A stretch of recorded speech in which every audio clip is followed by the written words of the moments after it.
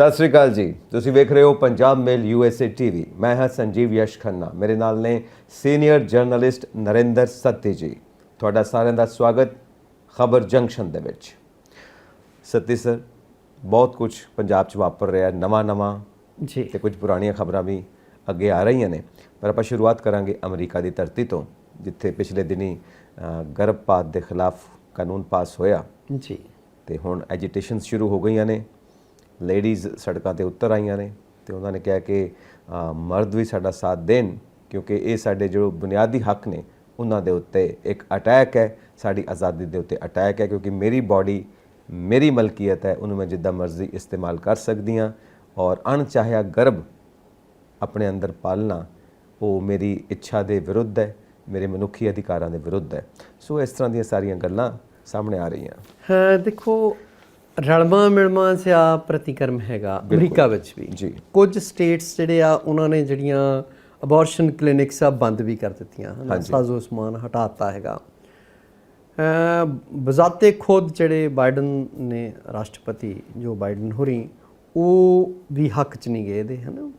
ਉਹ ਕਹਿੰਦੇ ਆ ਵੀ ਇਹਦੇ ਜੋ ਵੀ ਆ ਮਤਲਬ ਉਹਦੇ 'ਤੇ ਪੁਨਰ ਵਿਚਾਰ ਹੋਣਾ ਚਾਹੀਦਾ ਹੈਗਾ।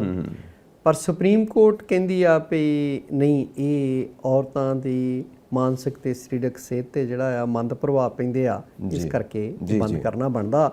ਔਰ ਜਿਹੜਾ ਪਹਿਲਾ ਕਾਨੂੰਨ ਸੀਗਾ ਉਹਨੂੰ ਸਰਕਾਰ ਨੇ, ਸੁਪਰੀਮ ਕੋਰਟ ਨੇ ਰੱਦ ਕਰ ਦਿੱਤਾ। 50 ਸਾਲ ਪੁਰਾਣਾ 50 ਸਾਲ ਪੁਰਾਣਾ ਜੀ।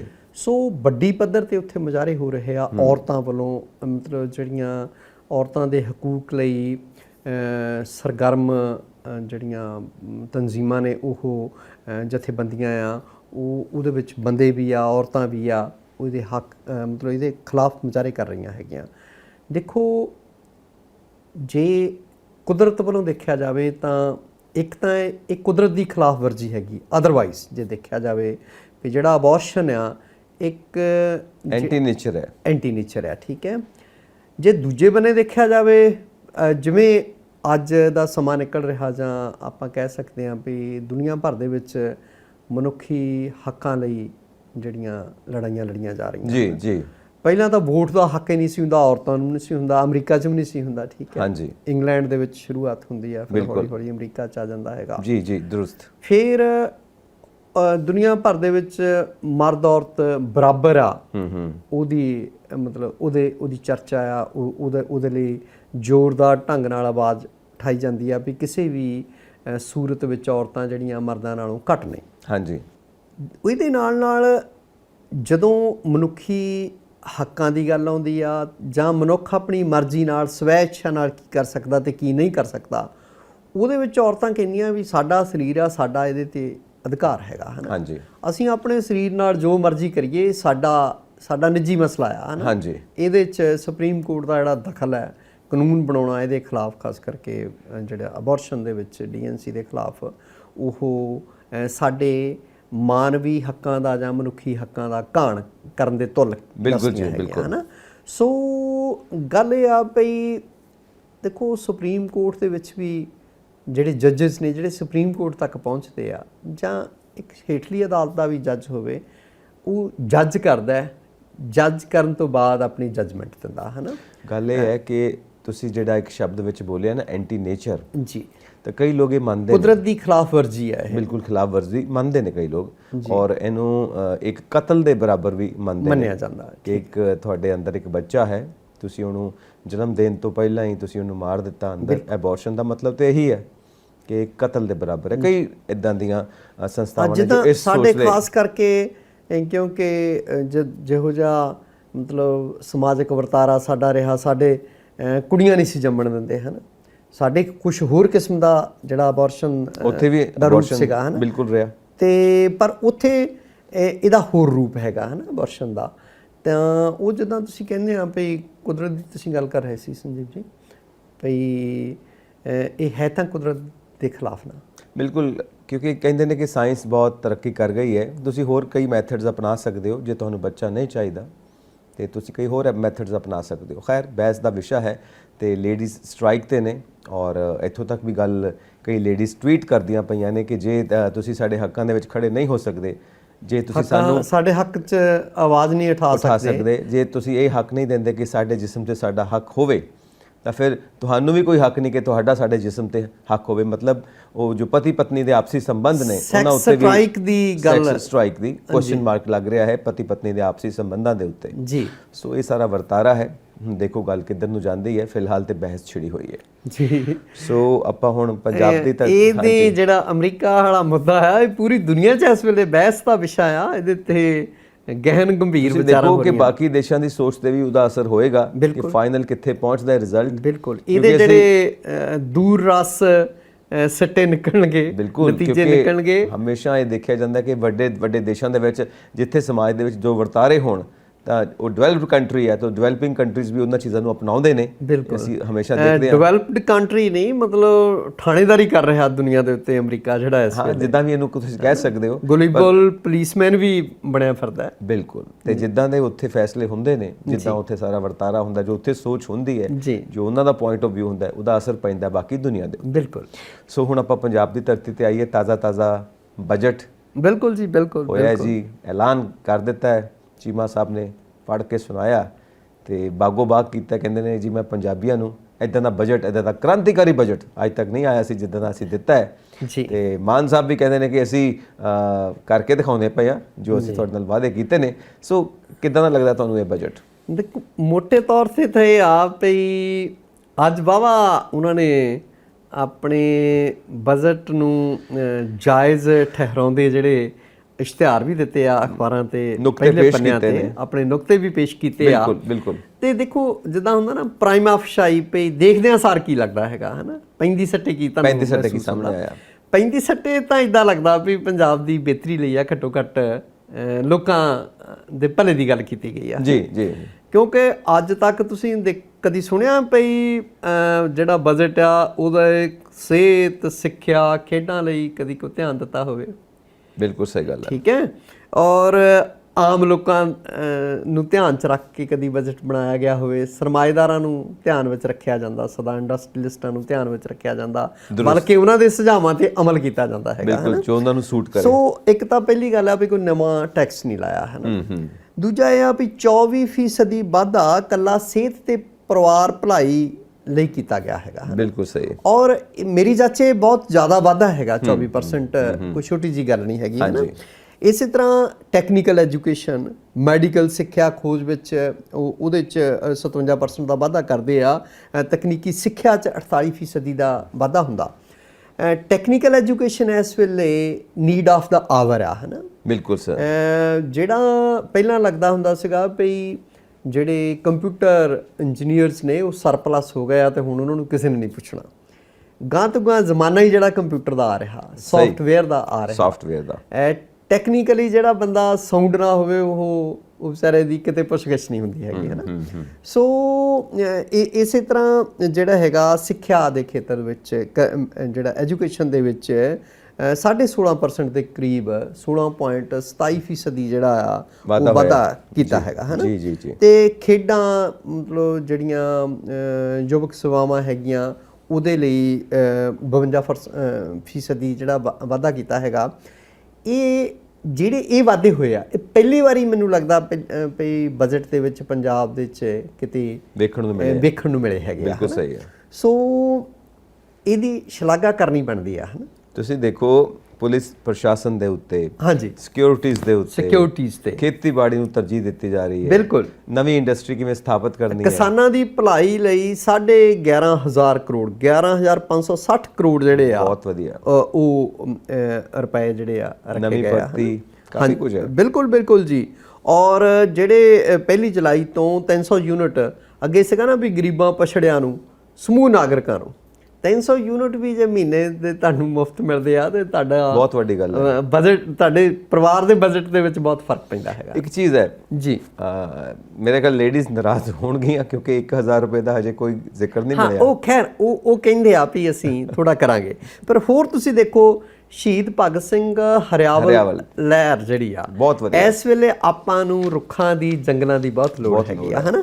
ਉਹਦੇ ਤਹਿਤ 60 ਲੱਖ ਬੂਟੇ, ਮਤਲਬ ਪੰਜਾਬ ਫਿਰ ਜੇ ਕਿਤੇ 60 ਲੱਖ ਬੂਟੇ ਪ੍ਰਵਾਨ ਚੜ ਜਾਣ ਪਸ਼ੂਆਂ ਤੋਂ, ਜੰਗਲੀ ਜਾਨਵਰਾਂ ਤੋਂ, ਜਿੱਥੇ ਜਿੱਥੇ ਵੀ ਉਹਨਾਂ ਦੀ ਪਲਾਂਟੇਸ਼ਨ ਕੀਤੀ ਜਾਂਦੀ ਆ, ਤਾਂ 60 ਲੱਖ ਬੂਟੇ ਤਾਂ ਪੰਜਾਬ ਦੇ ਵਿੱਚ ਬਹੁਤ ਵੱਡੀ ਬਹੁਤ ਵੱਡੀ ਅਹਿਮ ਚੀਜ਼ ਹੈ। ਔਰ ਇੱਕ ਅਹਿਮ ਚੀਜ਼ ਇਹ ਹੈ ਸਤੀ ਜੀ ਕਿ ਭਗਤ ਸਿੰਘ ਨਾਲ ਜੋੜੀ ਗਈ ਇਹ ਗੱਲ ਜੀ, ਔਰ ਇਹ ਲੋਕ ਇਮੋਸ਼ਨਲ ਹੋ ਕੇ ਜ਼ਰੂਰ ਭਗਤ ਸਿੰਘ ਦੀ ਯਾਦ ਦੇ ਵਿੱਚ ਬੂਟੇ ਲਗਾਉਣਾ ਜੀ, ਇਹ ਬੜਾ ਪਿਆਰਾ ਫੈਸਲਾ ਹੈ। ਕੋਈ ਹੋਰ ਗੱਲ ਵੀ ਕਹਿ ਸਕਦੇ ਸੀ, ਪਰ ਦੇਖਿਆ ਗਿਆ ਕਿ ਜਿਵੇਂ ਭਗਤ ਸਿੰਘ ਦੀ ਤਸਵੀਰ ਲਗਾਉਂਦੇ ਨੇ, ਬਾਬਾ ਸਾਹਿਬ ਦੀ ਵੀ ਤਸਵੀਰ ਲਗਾਉਂਦੇ ਨੇ, ਤਾਂ ਭਗਤ ਸਿੰਘ ਨੂੰ ਸਾਹਮਣੇ ਰੱਖ ਕੇ ਜੋ ਇਹ ਫੈਸਲਾ ਹੋਇਆ, ਇਹ ਇਮੋਸ਼ਨਲੀ ਲੋਕਾਂ ਨੂੰ ਜੋੜਨਾ ਇਸ ਸਕੀਮ ਦੇ ਨਾਲ। ਬਿਲਕੁਲ ਬਿਲਕੁਲ, ਇਹ ਬਹੁਤ ਵਧੀਆ ਗੱਲ ਹੋਈ ਹੈ। ਔਰ ਹੋਰ ਤੁਸੀਂ ਦੇਖੋ ਭਈ ਰੱਖਿਆ ਮੁਲਾਜ਼ਮਾਂ ਨੂੰ, ਜਿਹੜੇ ਪੁਲਿਸ ਮੁਲਾਜ਼ਮਾਂ, ਜਿਹੜੀ ਐਕਸ ਗ੍ਰੇਸ਼ੀਆ ਸਹਾਇਤਾ ਸੀਗੀ ਉਹ 50 ਲੱਖ ਮਿਲਦੀ ਸੀ, ਬਿਲਕੁਲ, ਤੇ ਉਹ ਦੁੱਗਣੀ ਕਰ ਦਿੱਤੀ ਗਈ ਆ।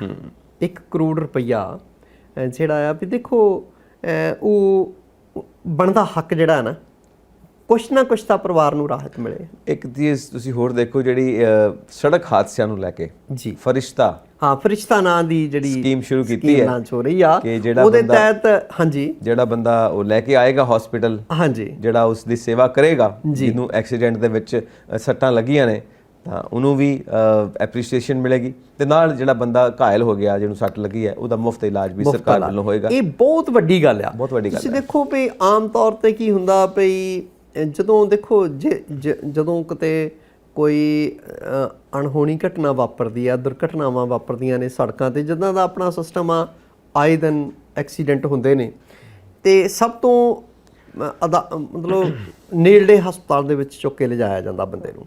ਉਹ ਨੇੜਲੇ ਕਈ ਵਾਰੀ ਇਦਾਂ ਵੀ ਦੇਖਣ ਚ ਆਉਂਦਾ ਪਈ, ਉੱਥੇ ਬੰਦਿਆਂ ਦੀ ਇੱਕ ਤੋਂ ਪਹਿਲੇ ਦੁਖੀ ਹੁੰਦੇ ਆ ਟੱਬਰ, ਸੱਟਾਂ ਫੇਟਾਂ ਲੱਗੀਆਂ ਹੁੰਦੀਆਂ ਜੀ, ਦੂਸਰਾ ਉਹਨਾਂ ਦੀ ਉੱਥੇ ਸ਼ੈੱਲ ਪੂਰੀ ਲਾਈ ਜਾਂਦੀ ਆ, ਹਨਾ, ਪ੍ਰਾਈਵੇਟਾਈਜ਼ ਹੈ, ਪ੍ਰਾਈਵੇਟਾਈਜ਼ਡ, ਠੀਕ। ਉਹਨਾਂ ਨੂੰ ਜਦੋਂ ਹੁਣ ਬੰਦੇ ਨੂੰ ਇੱਦਾਂ ਆ ਵੀ ਸੜਕ ਹਾਦਸੇ ਦੇ ਵਿੱਚ ਜ਼ਖਮੀ ਹੁੰਦਾ, ਸੱਟ ਲੱਗਦੀ ਆ, ਜੇ ਸਰਕਾਰ ਖਰਚਾ ਚੱਕਦੀ ਆ, ਤੇ ਇਹ ਆਮ ਲੋਕਾਂ ਲਈ ਬਹੁਤ ਵੱਡੀ ਰਾਹਤ ਹੋਊ। ਔਰ ਅੱਜ ਖਾਸ ਤੌਰ ਤੇ ਮੀਟਿੰਗ ਵੀ ਹੋਣ ਜਾ ਰਹੀ ਹੈ, ਐਮਰਜੈਂਸੀ ਮੀਟਿੰਗ। ਹਾਂ, ਹਾਲੇ ਉਹਦੇ ਬਾਰੇ ਕੋਈ ਏਜੰਡਾ ਤਾਂ ਨਹੀਂ ਜ਼ਾਹਰ, ਪਰ ਲੱਗਦਾ ਇਹੀ ਹੈ ਕਿ ਜਿਹੜਾ ਬਜਟ ਇਹਨਾਂ ਨੇ ਐਲਾਨਿਆ ਹੈ, ਹਾਂਜੀ, ਉਹਦੇ ਉੱਤੇ ਦੁਬਾਰਾ ਡਿਸਕਸ਼ਨ ਹੋਏਗੀ। ਬਿਲਕੁਲ, ਕਿਉਂਕਿ ਇਹ ਤਾਂ ਜਿਵੇਂ ਤੁਸੀਂ ਪਹਿਲਾਂ ਕਿਹਾ ਨਾ ਕਿ ਹਜੇ ਪਹਿਲੇ ਦਰਸ਼ਨ ਨੇ, ਬਿਲਕੁਲ, ਹੁਣ ਪਹਿਲੇ ਦਰਸ਼ਨ ਤੋਂ ਬਾਅਦ ਲੋਕਾਂ ਦੀ ਰਿਐਕਸ਼ਨ ਹੋਈ, ਔਰ ਉਸ ਤੋਂ ਬਾਅਦ ਉਹਦੇ 'ਚ ਕੀ ਕੁਝ ਹੋਰ ਕਰਨਾ ਚਾਹੀਦਾ, ਦੂਸਰਾ ਇੱਕ ਵਿਧਾਇਕ ਇੱਕ ਪੈਨਸ਼ਨ 19.53 ਕਰੋੜ ਦੀ ਰਾਹਤ ਮਿਲਦੀ ਆ ਸਰਕਾਰ ਨੂੰ, ਮਤਲਬ ਪੰਜਾਬ ਨੂੰ ਕਹੋ, ਸੂਬੇ ਨੂੰ ਮਿਲਦੀ ਆ, ਹਨਾ। ਉਹ ਪਹਿਲਾਂ ਮਤਲਬ ਵੀ ਜਿੰਨੀ ਵਾਰੀ ਵਿਧਾਇਕ ਬਣਦੇ ਆ ਉਨੀ ਵਾਰੀ ਪੈਨਸ਼ਨ ਲੱਗਦੀ ਸੀ, ਉਹਨੂੰ ਵੀ ਲਾਗੂ ਕਰ ਰਹੇ ਆ, ਹਨਾ। ਬਹੁਤ ਵਧੀਆ। ਤੇ ਉਹ ਜੇ ਦੇਖੋ ਤੁਸੀਂ 20 ਕਰੋੜ ਜਾਂ 19.5 ਕਰੋੜ ਰੁਪਈਆ ਬਹੁਤ ਜ਼ਿਆਦਾ ਹੁੰਦਾ, ਉਹਨੂੰ ਕਿਤੇ ਸੂਬੇ ਦੀ ਭਲਾਈ ਲਈ ਵਰਤਿਆ ਜਾ ਸਕਦਾ ਹੈਗਾ, ਹਨਾ। ਤੇ ਦੂਸਰਾ ਐਂਟੀ ਕਰਪਸ਼ਨ ਐਕਸ਼ਨ ਲਾਈਨ ਜਿਹੜੀ ਆ, ਹਾਂਜੀ, ਉਹਦੀ ਸ਼ੁਰੂਆਤ ਕੀਤੀ ਗਈ ਆ, ਹਨਾ। ਬਿਲਕੁਲ। ਤੇ ਇਸ ਤਰ੍ਹਾਂ ਕੁੱਲ ਮਿਲਾ ਕੇ ਨਾ ਬਜਟ ਦੇ ਵਿੱਚ ਲੋਕਾਂ ਨੂੰ ਦੇਖੋ, ਜੇ ਟੈਕਸ ਹੀ ਨਹੀਂ ਕੋਈ ਨਵਾਂ ਲਾਇਆ ਤੇ ਇਹਦਾ ਮਤਲਬ ਸਿੱਧੀ ਰਾਹਤ ਹੈਗੀ ਆ ਲੋਕਾਂ ਨੂੰ, ਸਿੱਧੀ ਰਾਹਤ ਹੈ। ਹੁਣ ਦੂਜੀ ਜੋ ਚੈਲੰਜ ਰਹੇਗਾ, ਦੂਜਾ ਚੈਲੰਜ ਇਹ ਰਹੇਗਾ ਕਿ ਖਜ਼ਾਨੇ ਦੇ ਵਿੱਚ ਜੋ ਅਸੀਂ ਸਾਰੇ ਜਾਣਦੇ ਹਾਂ ਕਿ ਘਾਟਾ ਹੈ, ਉਹਨੂੰ ਪੂਰਾ ਕਿਵੇਂ ਕਰਨਾ ਹੈ, ਕਿਉਂਕਿ ਨਵੇਂ ਟੈਕਸ ਕੋਈ ਲੱਗੇ ਨਹੀਂ ਜੀ। ਉਸ ਤੋਂ ਬਾਅਦ ਹੋਰ ਕਿਹੜੇ ਢੰਗ ਅਪਣਾਏ ਜਾਣਗੇ ਜਿਸ ਤਰੀਕੇ ਨਾਲ ਜੋ ਬਜਟ ਦਾ ਘਾਟਾ ਹੈ ਉਹ ਪੂਰਾ ਕੀਤਾ ਜਾਏ, ਪੁਰਾਣੇ ਜਿਹੜੇ ਕਰਜ਼ੇ ਨੇ ਉਹ ਲਾਏ ਜਾਣ, ਕਿਉਂਕਿ ਜਦੋਂ ਤੱਕ ਉਹ ਨਹੀਂ ਲੈਣਗੇ ਉਦੋਂ ਤੱਕ ਅਸੀਂ ਵਿਕਾਸ ਵੱਲ ਨਹੀਂ ਵੱਧ ਸਕਦੇ, ਅਸੀਂ ਸਾਰੇ ਜਾਣਦੇ ਹਾਂ ਜੀ। ਇੱਕ ਹੋਰ ਗੱਲ, ਇਨਵੈਸਟਮੈਂਟ, ਪੂੰਜੀ ਨਿਵੇਸ਼, ਇਹ ਕਿੱਦਾਂ ਇਨਵਾਈਟ ਕੀਤੀ ਜਾਵੇ ਕਿ ਭਾਰਤ ਦੇ ਵਿੱਚ ਵੀ ਜਿਹੜੇ ਅਮੀਰ ਲੋਕ ਨੇ ਜਾਂ ਅਮੀਰ ਇੰਡਸਟਰੀਜ਼ ਨੇ ਉਹ ਪੰਜਾਬ ਦੇ ਵਿੱਚ ਪੂੰਜੀ ਨਿਵੇਸ਼ ਕਰਨਾ ਚਾਹੁਣ, ਇਨਵੈਸਟਮੈਂਟ ਕਰਨਾ ਚਾਹੁਣ। ਬਾਹਰ ਵੀ ਵਿਦੇਸ਼ਾਂ ਦੇ ਵਿੱਚ ਜਿਹੜੇ ਲੋਕ ਬੈਠੇ ਨੇ ਉਹਨਾਂ ਨੂੰ ਕਿੱਦਾਂ ਇਨਵਾਈਟ ਕੀਤੀ ਜਾਵੇ, ਉਹਨਾਂ ਨੂੰ ਕਿੱਦਾਂ ਅਟਰੈਕਟ ਕੀਤਾ ਜਾਵੇ ਕਿ ਉਹ ਵੀ ਆ ਕੇ ਪੂੰਜੀ ਨਿਵੇਸ਼ ਕਰਨ, ਕਿਉਂਕਿ ਜਦੋਂ ਤੱਕ ਪੂੰਜੀ ਨਿਵੇਸ਼ ਨਹੀਂ ਹੋਏਗਾ, ਚਾਹੇ ਉਹ ਐਗਰੀਕਲਚਰ ਦਾ ਸੈਕਟਰ ਹੋਵੇ, ਚਾਹੇ ਉਹ ਇੰਡਸਟਰੀ ਦਾ ਸੈਕਟਰ ਹੋਵੇ, ਉਦੋਂ ਤੱਕ ਪੰਜਾਬ ਦਾ ਵਿਕਾਸ, ਪੰਜਾਬ ਦੀ ਇਕਨੋਮੀ ਦਾ ਵਿਕਾਸ ਸੰਭਵ ਨਹੀਂ ਹੈ। ਬਿਲਕੁਲ। ਦੇਖੋ, ਜਿਹੜੀ ਵਿਦੇਸ਼ੀ ਪੂੰਜੀ ਹੈ ਨਾ, ਉਹਦਾ ਨਿਵੇਸ਼ ਬਹੁਤ ਜ਼ਰੂਰੀ ਹੈ। ਔਰ ਉਹਦੇ ਲਈ ਮੈਂ ਸਮਝਦਾ ਪਈ ਜਿਹੜੇ ਸਾਡੇ NRI ਵੀਰ ਆ, ਮੇਰਾ ਖਿਆਲ ਆ ਵੀ ਪੰਜਾਬੀ ਵਿਦੇਸ਼ਾਂ ਦੇ ਵਿੱਚ ਜਿਹੜੇ ਸਭ ਤੋਂ ਅਮੀਰ ਲੋਕ ਆ ਵਿਦੇਸ਼ਾਂ 'ਚ ਵਸਦੇ, ਪੰਜਾਬੀ ਉਹਨਾਂ 'ਚੋਂ ਇੱਕ। ਬਿਲਕੁਲ। ਖਾਸ ਕਰਕੇ ਪੰਜਾਬ ਤੇ ਗੁਜਰਾਤੀ ਜਿਹੜੇ ਆ, ਗੁਜਰਾਤੀ ਵੀ ਟ੍ਰੇਡਰ ਹੈਗੇ ਆ ਵਿਦੇਸ਼ਾਂ ਦੇ ਵਿੱਚ, ਉਹ ਵੀ ਆਪਣੇ ਸੂਬੇ ਲਈ ਇਨਵੈਸਟਮੈਂਟ ਬਥੇਰੀ ਕਰਦੇ ਆ। ਪਰ ਪੰਜਾਬ ਦੇ NRI ਜਿਹੜੇ ਆ ਉਹ ਵੀ ਕਿਸੇ ਤੋਂ ਪਿੱਛੇ ਨਹੀਂ ਹੈਗੇ। ਔਰ ਮੈਨੂੰ ਲੱਗਦਾ ਵੀ ਜੇ NRIs ਨੂੰ ਅਟਰੈਕਟ ਕੀਤਾ ਜਾਵੇ, ਇੱਥੇ ਸਰਕਾਰ ਸਹਿਯੋਗ ਕਰੇ, ਸਿੰਗਲ ਵਿੰਡੋ ਸਿਸਟਮ ਹੋਵੇ। ਆਪਾਂ ਗੱਲਾਂ ਹੀ ਕਰਦੇ ਹਾਂ ਸਿੰਗਲ ਵਿੰਡੋ ਸਿਸਟਮ ਦੀਆਂ, ਜੇ ਬਿਜਲੀ ਨਹੀਂ ਮਿਲਣੀ, ਮਜ਼ਦੂਰ ਨਹੀਂ ਕਿਤੇੋਂ ਮੁਹੱਈਆ ਕਰਾਉਣੇ, ਜੇ ਜਿਹੜੇ ਮਜ਼ਦੂਰ ਹੀ ਨਹੀਂ ਤੁਹਾਨੂੰ ਮਿਲਦੇ ਤਾਂ ਕੰਮ ਕਿੱਦਾਂ ਚੱਲਣਗੇ, ਹੈ ਨਾ। ਸਕਿਲਡ ਵਰਕਰ ਨਹੀਂ ਮਿਲਦੇ, ਕੰਮ ਕਿੱਦਾਂ ਚੱਲਣਗੇ। ਬਿਲਕੁਲ ਸਹੀ ਗੱਲ। ਦੂਸਰਾ ਰਾ ਮਟੀਰੀਅਲ ਨਹੀਂ ਮਿਲਦਾ, ਕੰਮ ਕਿੱਦਾਂ ਚੱਲੂਗਾ। ਬਿਜਲੀ ਸਪਲਾਈ ਨਹੀਂ ਟਾਈਮ ਸਿਰ ਹੋਣੀ, ਮਤਲਬ ਵੀ ਜੇ 24 ਘੰਟਿਆਂ 'ਚੋਂ 16 ਘੰਟੇ 20 ਘੰਟੇ ਮਤਲਬ ਬਿਜਲੀ ਨਹੀਂ ਆਉਂਦੀ ਤੇ 4 ਘੰਟਿਆਂ ਦੇ ਵਿੱਚ ਪ੍ਰੋਡਕਸ਼ਨ ਕਿੱਥੋਂ ਦੇਣੀ ਆ, ਹੈ ਨਾ। ਸੋ ਖੱਜਲ ਖੁਆਰੀ ਜਿਹੜੀ ਫਿਰ ਬਿਲਕੁਲ ਸਹੀ, ਰੈੱਡ ਟੇਪਿਜ਼ਮ, ਲਾਲ ਫੀਤਾਸ਼ਾਹੀ, ਠੀਕ ਹੈ, ਉਹ ਇੱਦਾਂ ਦੀਆਂ ਸਾਰੀਆਂ ਚੀਜ਼ਾਂ ਦਾ ਧਿਆਨ ਰੱਖਦਿਆਂ ਜਿਹੜੇ NRI ਆ ਉਹਨਾਂ ਨੂੰ ਉਤਸ਼ਾਹਿਤ ਕੀਤਾ ਜਾਣਾ ਚਾਹੀਦਾ ਪੰਜਾਬ ਦੇ ਵਿੱਚ ਇਨਵੈਸਟਮੈਂਟ ਕਰਨ। ਬਿਲਕੁਲ ਇਨਵੈਸਟਮੈਂਟ ਵਾਸਤੇ, ਕਿਉਂਕਿ ਜਦੋਂ ਤੱਕ ਤੁਹਾਡੇ ਕੋਲ ਫੋਰਨ ਰਿਜ਼ਰਵ ਨਹੀਂ ਹੈਗੇ ਉਦੋਂ ਤੱਕ ਤੁਸੀਂ ਤਰੱਕੀ ਯਾਫਤਾ ਨਹੀਂ ਗਿਣੇ ਜਾ ਸਕਦੇ ਜੀ। ਫੋਰਨ ਰਿਜ਼ਰਵ ਦਾ ਹੋਣਾ ਬਹੁਤ ਜ਼ਿਆਦਾ ਜ਼ਰੂਰੀ ਹੈ, ਕਿਉਂਕਿ ਅਸੀਂ ਖਾਲੀ ਆਪਣੀ ਲੋਕਲ ਮਾਰਕੀਟ ਦੇ ਨਾਲ ਸਾਰੀ ਗੇਮ ਮਾਰਕੀਟ ਦੀ ਨਹੀਂ ਪਲੇ ਕਰ ਸਕਦੇ। ਸਾਨੂੰ ਜੋ ਹੈ ਵਰਲਡ ਲੈਵਲ ਦੇ ਉੱਤੇ ਪਲੇਅਰ ਬਣਨਾ ਹੀ ਪੈਣਾ ਹੈ, ਔਰ ਤਾਂ ਅਸੀਂ ਨੈਸ਼ਨਲ ਲੈਵਲ ਤੇ ਕਿਤੇ ਠਹਿਰ ਸਕਦੇ ਹਾਂ। ਪੰਜਾਬ ਦੀ ਪਛਾਣ ਭਾਰਤ ਦੇ ਵਿੱਚ ਬਣ ਸਕਦੀ ਹੈ ਕਿ ਇੱਕ ਬਿਜ਼ਨਸ ਕਲਾਸ ਵੀ ਇੱਥੋਂ ਆਉਂਦੀ ਹੈ ਜਿਹੜੀ ਭਾਰਤ ਦੀ ਇਕਨੋਮੀ ਦੇ ਵਿੱਚ ਸਪੋਰਟ ਕਰਦੀ ਹੈ। ਜਿੱਥੇ ਅਸੀਂ ਐਗਰੀਕਲਚਰ ਦੇ ਵਿੱਚ, ਕਣਕ ਦੇ ਵਿੱਚ ਆਪਾਂ ਸਪੋਰਟ ਕਰਦੇ ਹਾਂ, ਐਗਰੀਕਲਚਰ ਦੀਆਂ ਪ੍ਰੋਡਕਟਸ ਦੇ ਵਿੱਚ ਅਸੀਂ ਸਪੋਰਟ ਕਰਦੇ ਹਾਂ, ਠੀਕ ਉਸੇ ਤਰ੍ਹਾਂ ਸਾਨੂੰ ਇੰਡਸਟਰੀ ਦੇ ਵਿੱਚ ਵੀ ਸਪੋਰਟ ਕਰਨਾ ਚਾਹੀਦਾ, ਕਿਉਂਕਿ ਸਾਡੇ ਕੋਲ ਪੋਟੈਂਸ਼ੀਅਲ ਹੈ। ਹਾਂ, ਦੂਜੀ ਗੱਲ ਇਹ ਹੈ ਕਿ ਸਾਡੇ ਕੋਲ ਕੋਈ ਸੀ ਪੋਰਟ ਨਹੀਂ ਹੈ, ਕੋਈ ਬੰਦਰਗਾਹ ਨਹੀਂ ਹੈ। ਖੁਸ਼ਕ ਬੰਦਰਗਾਹ ਤਾਂ ਹੈਗੀ ਆ ਪਰ ਉੱਦਾਂ ਬੰਦਰਗਾਹ ਹੈ, ਸ਼ਿਪ ਹੈ ਨਹੀਂ ਜੀ। ਤਾਂ ਸਾਨੂੰ ਕੀ ਕਰਨਾ ਪਏਗਾ, ਸਾਨੂੰ ਕਮਰਸ਼ੀਅਲ 에ਅਰਪੋਰਟਸ ਬਣਾਉਣੇ ਪੈਣਗੇ। ਬਿਲਕੁਲ ਠੀਕ ਹੈ। ਔਰ ਉਸੇ ਤਰ੍ਹਾਂ ਹੀ ਟਰਾਂਸਪੋਰਟ ਮਾਲ ਦੀ ਢੋਆ ਢੁਆਈ ਲਈ ਟਰਾਂਸਪੋਰਟ ਵਾਸਤੇ ਸਾਨੂੰ ਆਪਣੀਆਂ ਸੜਕਾਂ ਨੂੰ ਹੋਰ ਵਧੀਆ ਕਰਨਾ ਪਏਗਾ, ਔਰ ਇਹ ਸਭ ਕਮਰਸ਼ੀਅਲਾਈਜ਼ ਕਰਨਾ ਪਏਗਾ, ਔਰ ਇੰਨਾ ਜ਼ਿਆਦਾ ਇਹਨੂੰ ਥੱਲੇ ਲਿਆਉਣਾ ਪਏਗਾ, ਥੱਲੇ ਮਤਲਬ ਰੇਟਸ ਦੇ ਵਿੱਚ, ਕਿ ਆਮ ਲੋਕਾਂ ਦੀ ਪਹੁੰਚ ਹੋ ਸਕੇ। ਕਿਉਂਕਿ ਜਦੋਂ ਤੱਕ ਮਿਡਲ ਕਲਾਸ ਕਿਸੇ ਵੀ ਇਕਨੋਮੀ ਦੇ ਵਿੱਚ, ਕਿਸੇ ਵੀ ਅਰਥ ਵਿਵਸਥਾ ਦੇ ਵਿੱਚ ਆਪਣਾ ਯੋਗਦਾਨ ਨਹੀਂ ਪਾਉਂਦੀ, ਉਦੋਂ ਤੱਕ ਅਰਥ ਵਿਵਸਥਾ ਖੜੀ ਨਹੀਂ ਹੋ ਸਕਦੀ। ਕਿਉਂਕਿ ਉੱਪਰ ਦੀ ਕਲਾਸ ਦੇ ਲੋਕ 10% ਹੋਣਗੇ, 90% ਜਿਹੜਾ ਉਹ ਮਿਡਲ ਕਲਾਸ ਹੀ ਐਕਚੁਅਲੀ ਲੋਅਰ ਮਿਡਲ ਕਲਾਸ, ਹਾਂਜੀ ਮਿਡਲ ਕਲਾਸ ਹੀ ਐਕਚੁਅਲੀ ਨੌਕਰੀਆਂ ਜਨਰੇਟ ਕਰਦੀ ਹੈ। ਜਦੋਂ ਉਹ ਡਿਮਾਂਡ ਕਰਦੀ ਹੈ ਚੀਜ਼ਾਂ ਦੀ, ਤਾਂ ਹੀ ਇੰਡਸਟਰੀਆਂ ਪੈਦਾ ਕਰਦੀਆਂ ਨੇ, ਪ੍ਰੋਡਕਟ ਦਿੰਦੀਆਂ ਨੇ। ਬਿਲਕੁਲ। ਸੋ ਮਿਡਲ ਕਲਾਸ ਦਾ ਜਿਹੜਾ ਰੋਲ ਹੈ ਉਹ ਬਜਟ ਦੇ ਵਿੱਚ ਦਿਖਦਾ ਪਿਆ ਕਿ ਮਿਡਲ ਕਲਾਸ ਨੂੰ ਰਾਹਤ ਮਿਲੀ ਹੈ, ਔਰ ਮਿਡਲ ਕਲਾਸ ਨੂੰ ਹੱਲਾਸ਼ੇਰੀ ਦਿੱਤੀ ਗਈ ਹੈ, ਉਹ ਜ਼ਰੂਰ ਅੱਗੇ ਵਧੇਗੀ ਜੀ। ਬਿਲਕੁਲ ਬਿਲਕੁਲ। ਔਰ ਇੱਕ ਚੀਜ਼ ਹੋਰ ਹੈ ਸੱਤੇ ਜੀ, ਜੋ ਇਕਨੋਮਿਸਟ ਮੰਨਦੇ ਨੇ ਪੰਜਾਬ ਦੇ ਅੰਦਰ ਜੀ, ਕਿ ਕਿਉਂ ਨਾ ਕੁਝ ਪਬਲਿਕ ਸੈਕਟਰ ਦੀਆਂ ਇੱਦਾਂ ਦੀਆਂ ਇੰਡਸਟਰੀਆਂ ਸਥਾਪਿਤ ਕੀਤੀਆਂ ਜਾਣ ਗਵਰਨਮੈਂਟ ਦੀ ਮਦਦ ਦੇ ਨਾਲ, ਜਿਹਦੇ ਵਿੱਚ ਆਮ ਪਬਲਿਕ ਸ਼ੇਅਰ ਹੋਲਡਰ ਹੋਵੇ ਜੀ, ਔਰ ਆਪਣੇ ਜੇਬ ਦੇ ਮੁਤਾਬਿਕ ਉਹਦੇ 'ਚ ਇਨਵੈਸਟਮੈਂਟ ਕਰੇ। ਜਿਵੇਂ ਆਪਾਂ ਪੂੰਜੀ ਨਿਵੇਸ਼ ਦੀ ਗੱਲ ਲੋਕਾਂ ਦੀ ਭਾਈਵਾਲੀ ਹੋਵੇ। ਬਿਲਕੁਲ। ਉਹ ਸੈਮੀ ਗਵਰਨਮੈਂਟ ਵੀ ਹੋ ਸਕਦੀ ਹੈ, ਕਿਉਂਕਿ ਸੈਮੀ ਗਵਰਨਮੈਂਟ ਹੀ ਹੋਏਗੀ ਉਹ, ਕਿਉਂਕਿ ਜਦ ਲੋਕਾਂ ਦੀ ਭਾਈਵਾਲੀ ਹੈ ਤੇ ਅਕੋਰਡਿੰਗ ਟੂ देयर ਪੋਕਟ ਉਹ ਆਪਣੇ ਉਹਦੇ 'ਚ ਇਨਵੈਸਟਮੈਂਟ ਕਰ ਸਕਦੇ ਨੇ, ਔਰ ਉਹਨੇ ਉਹ ਸ਼ੇਅਰ ਹੋਲਡਰ ਬਣ ਸਕਦੇ ਨੇ। ਇਹ ਬਹੁਤ ਵਧੀਆ ਪਾਲਿਸੀ ਹੋ ਸਕਦੀ ਹੈ, ਆਮ ਲੋਕਾਂ ਨੂੰ ਨਾਲ ਲੈ ਕੇ ਤੁਰਨ। ਸ਼ਾਇਦ ਸਰਕਾਰ ਇਸ ਪਾਸੇ ਤੁਰੇ ਜੀ। ਇਕਨੋਮਿਸਟ ਇਹ ਕਹਿ ਰਹੇ ਨੇ। ਦੂਜਾ, ਐਗਰੀਕਲਚਰ ਨੂੰ ਲੈ ਕੇ ਜੋ ਉਹਨਾਂ ਦੀ ਰਾਏ ਹੈ ਕਿ ਜੋ ਸਾਡਾ ਐਗਰੀਕਲਚਰ ਹੈ ਪੰਜਾਬ ਦਾ, ਉਹ ਪੂਰਾ ਪੋਟੈਂਸ਼ੀਅਲ ਤੇ ਹੈ ਇਸ ਵਕਤ, ਉਹਦੇ 'ਚ ਹੋਰ ਗੁੰਜਾਇਸ਼ ਨਹੀਂ ਬਚੀ। ਇਸ ਕਰਕੇ ਜੇ ਉਹਦੀ ਹੋਰ ਪੋਟੈਂਸੀ ਵਧਾਉਣੀ ਆ ਤਾਂ ਸਾਨੂੰ ਐਗਰੋ ਬੇਸਡ ਇੰਡਸਟਰੀ ਲਾਉਣੀ ਪੈਣੀ ਆ। ਬਿਲਕੁਲ। ਤਾਂ ਫਿਰ ਦੋਨਾਂ ਨੂੰ ਸਪੋਰਟ ਮਿਲੇਗੀ। ਪ੍ਰੋਸੈਸਿੰਗ ਯੂਨਿਟ ਲਾਏ ਜਾਣ, ਐਗਰੋ ਬੇਸਡ ਇੰਡਸਟਰੀ ਲੱਗੇ। ਕਿੰਨਾ ਕੱਚਾ ਮਾਲ ਆ ਆਪਣੇ ਕੋਲ, ਬਹੁਤ ਕੁਝ ਹੈ ਪੂਰੀ ਪੂਰੀ ਦੁਨੀਆ ਦੇ ਵਿੱਚ। ਮਾਰਕਫੈਡ ਹੀ ਦੇਖ ਲਓ, ਮਾਰਕਫੈਡ ਦਾ ਸਾਗ ਗੋਰੇ ਵੀ ਖਾਂਦੇ ਆ ਯੂਰਪ ਦੇ ਵਿੱਚ, ਹੈ ਮਾਰਕਫੈਡ ਦੀਆਂ ਦਾਲਾਂ ਵਿਦੇਸ਼ਾਂ ਜਾਂਦੀਆਂ, ਮਤਲਬ ਪੈਕਡ ਟਿੰਡ ਹੁੰਦੀਆਂ, ਔਰ ਉਹ ਗਰਮ ਕਰੋ ਤੇ ਖਾਓ ਤੁਸੀਂ, ਹੈ ਨਾ।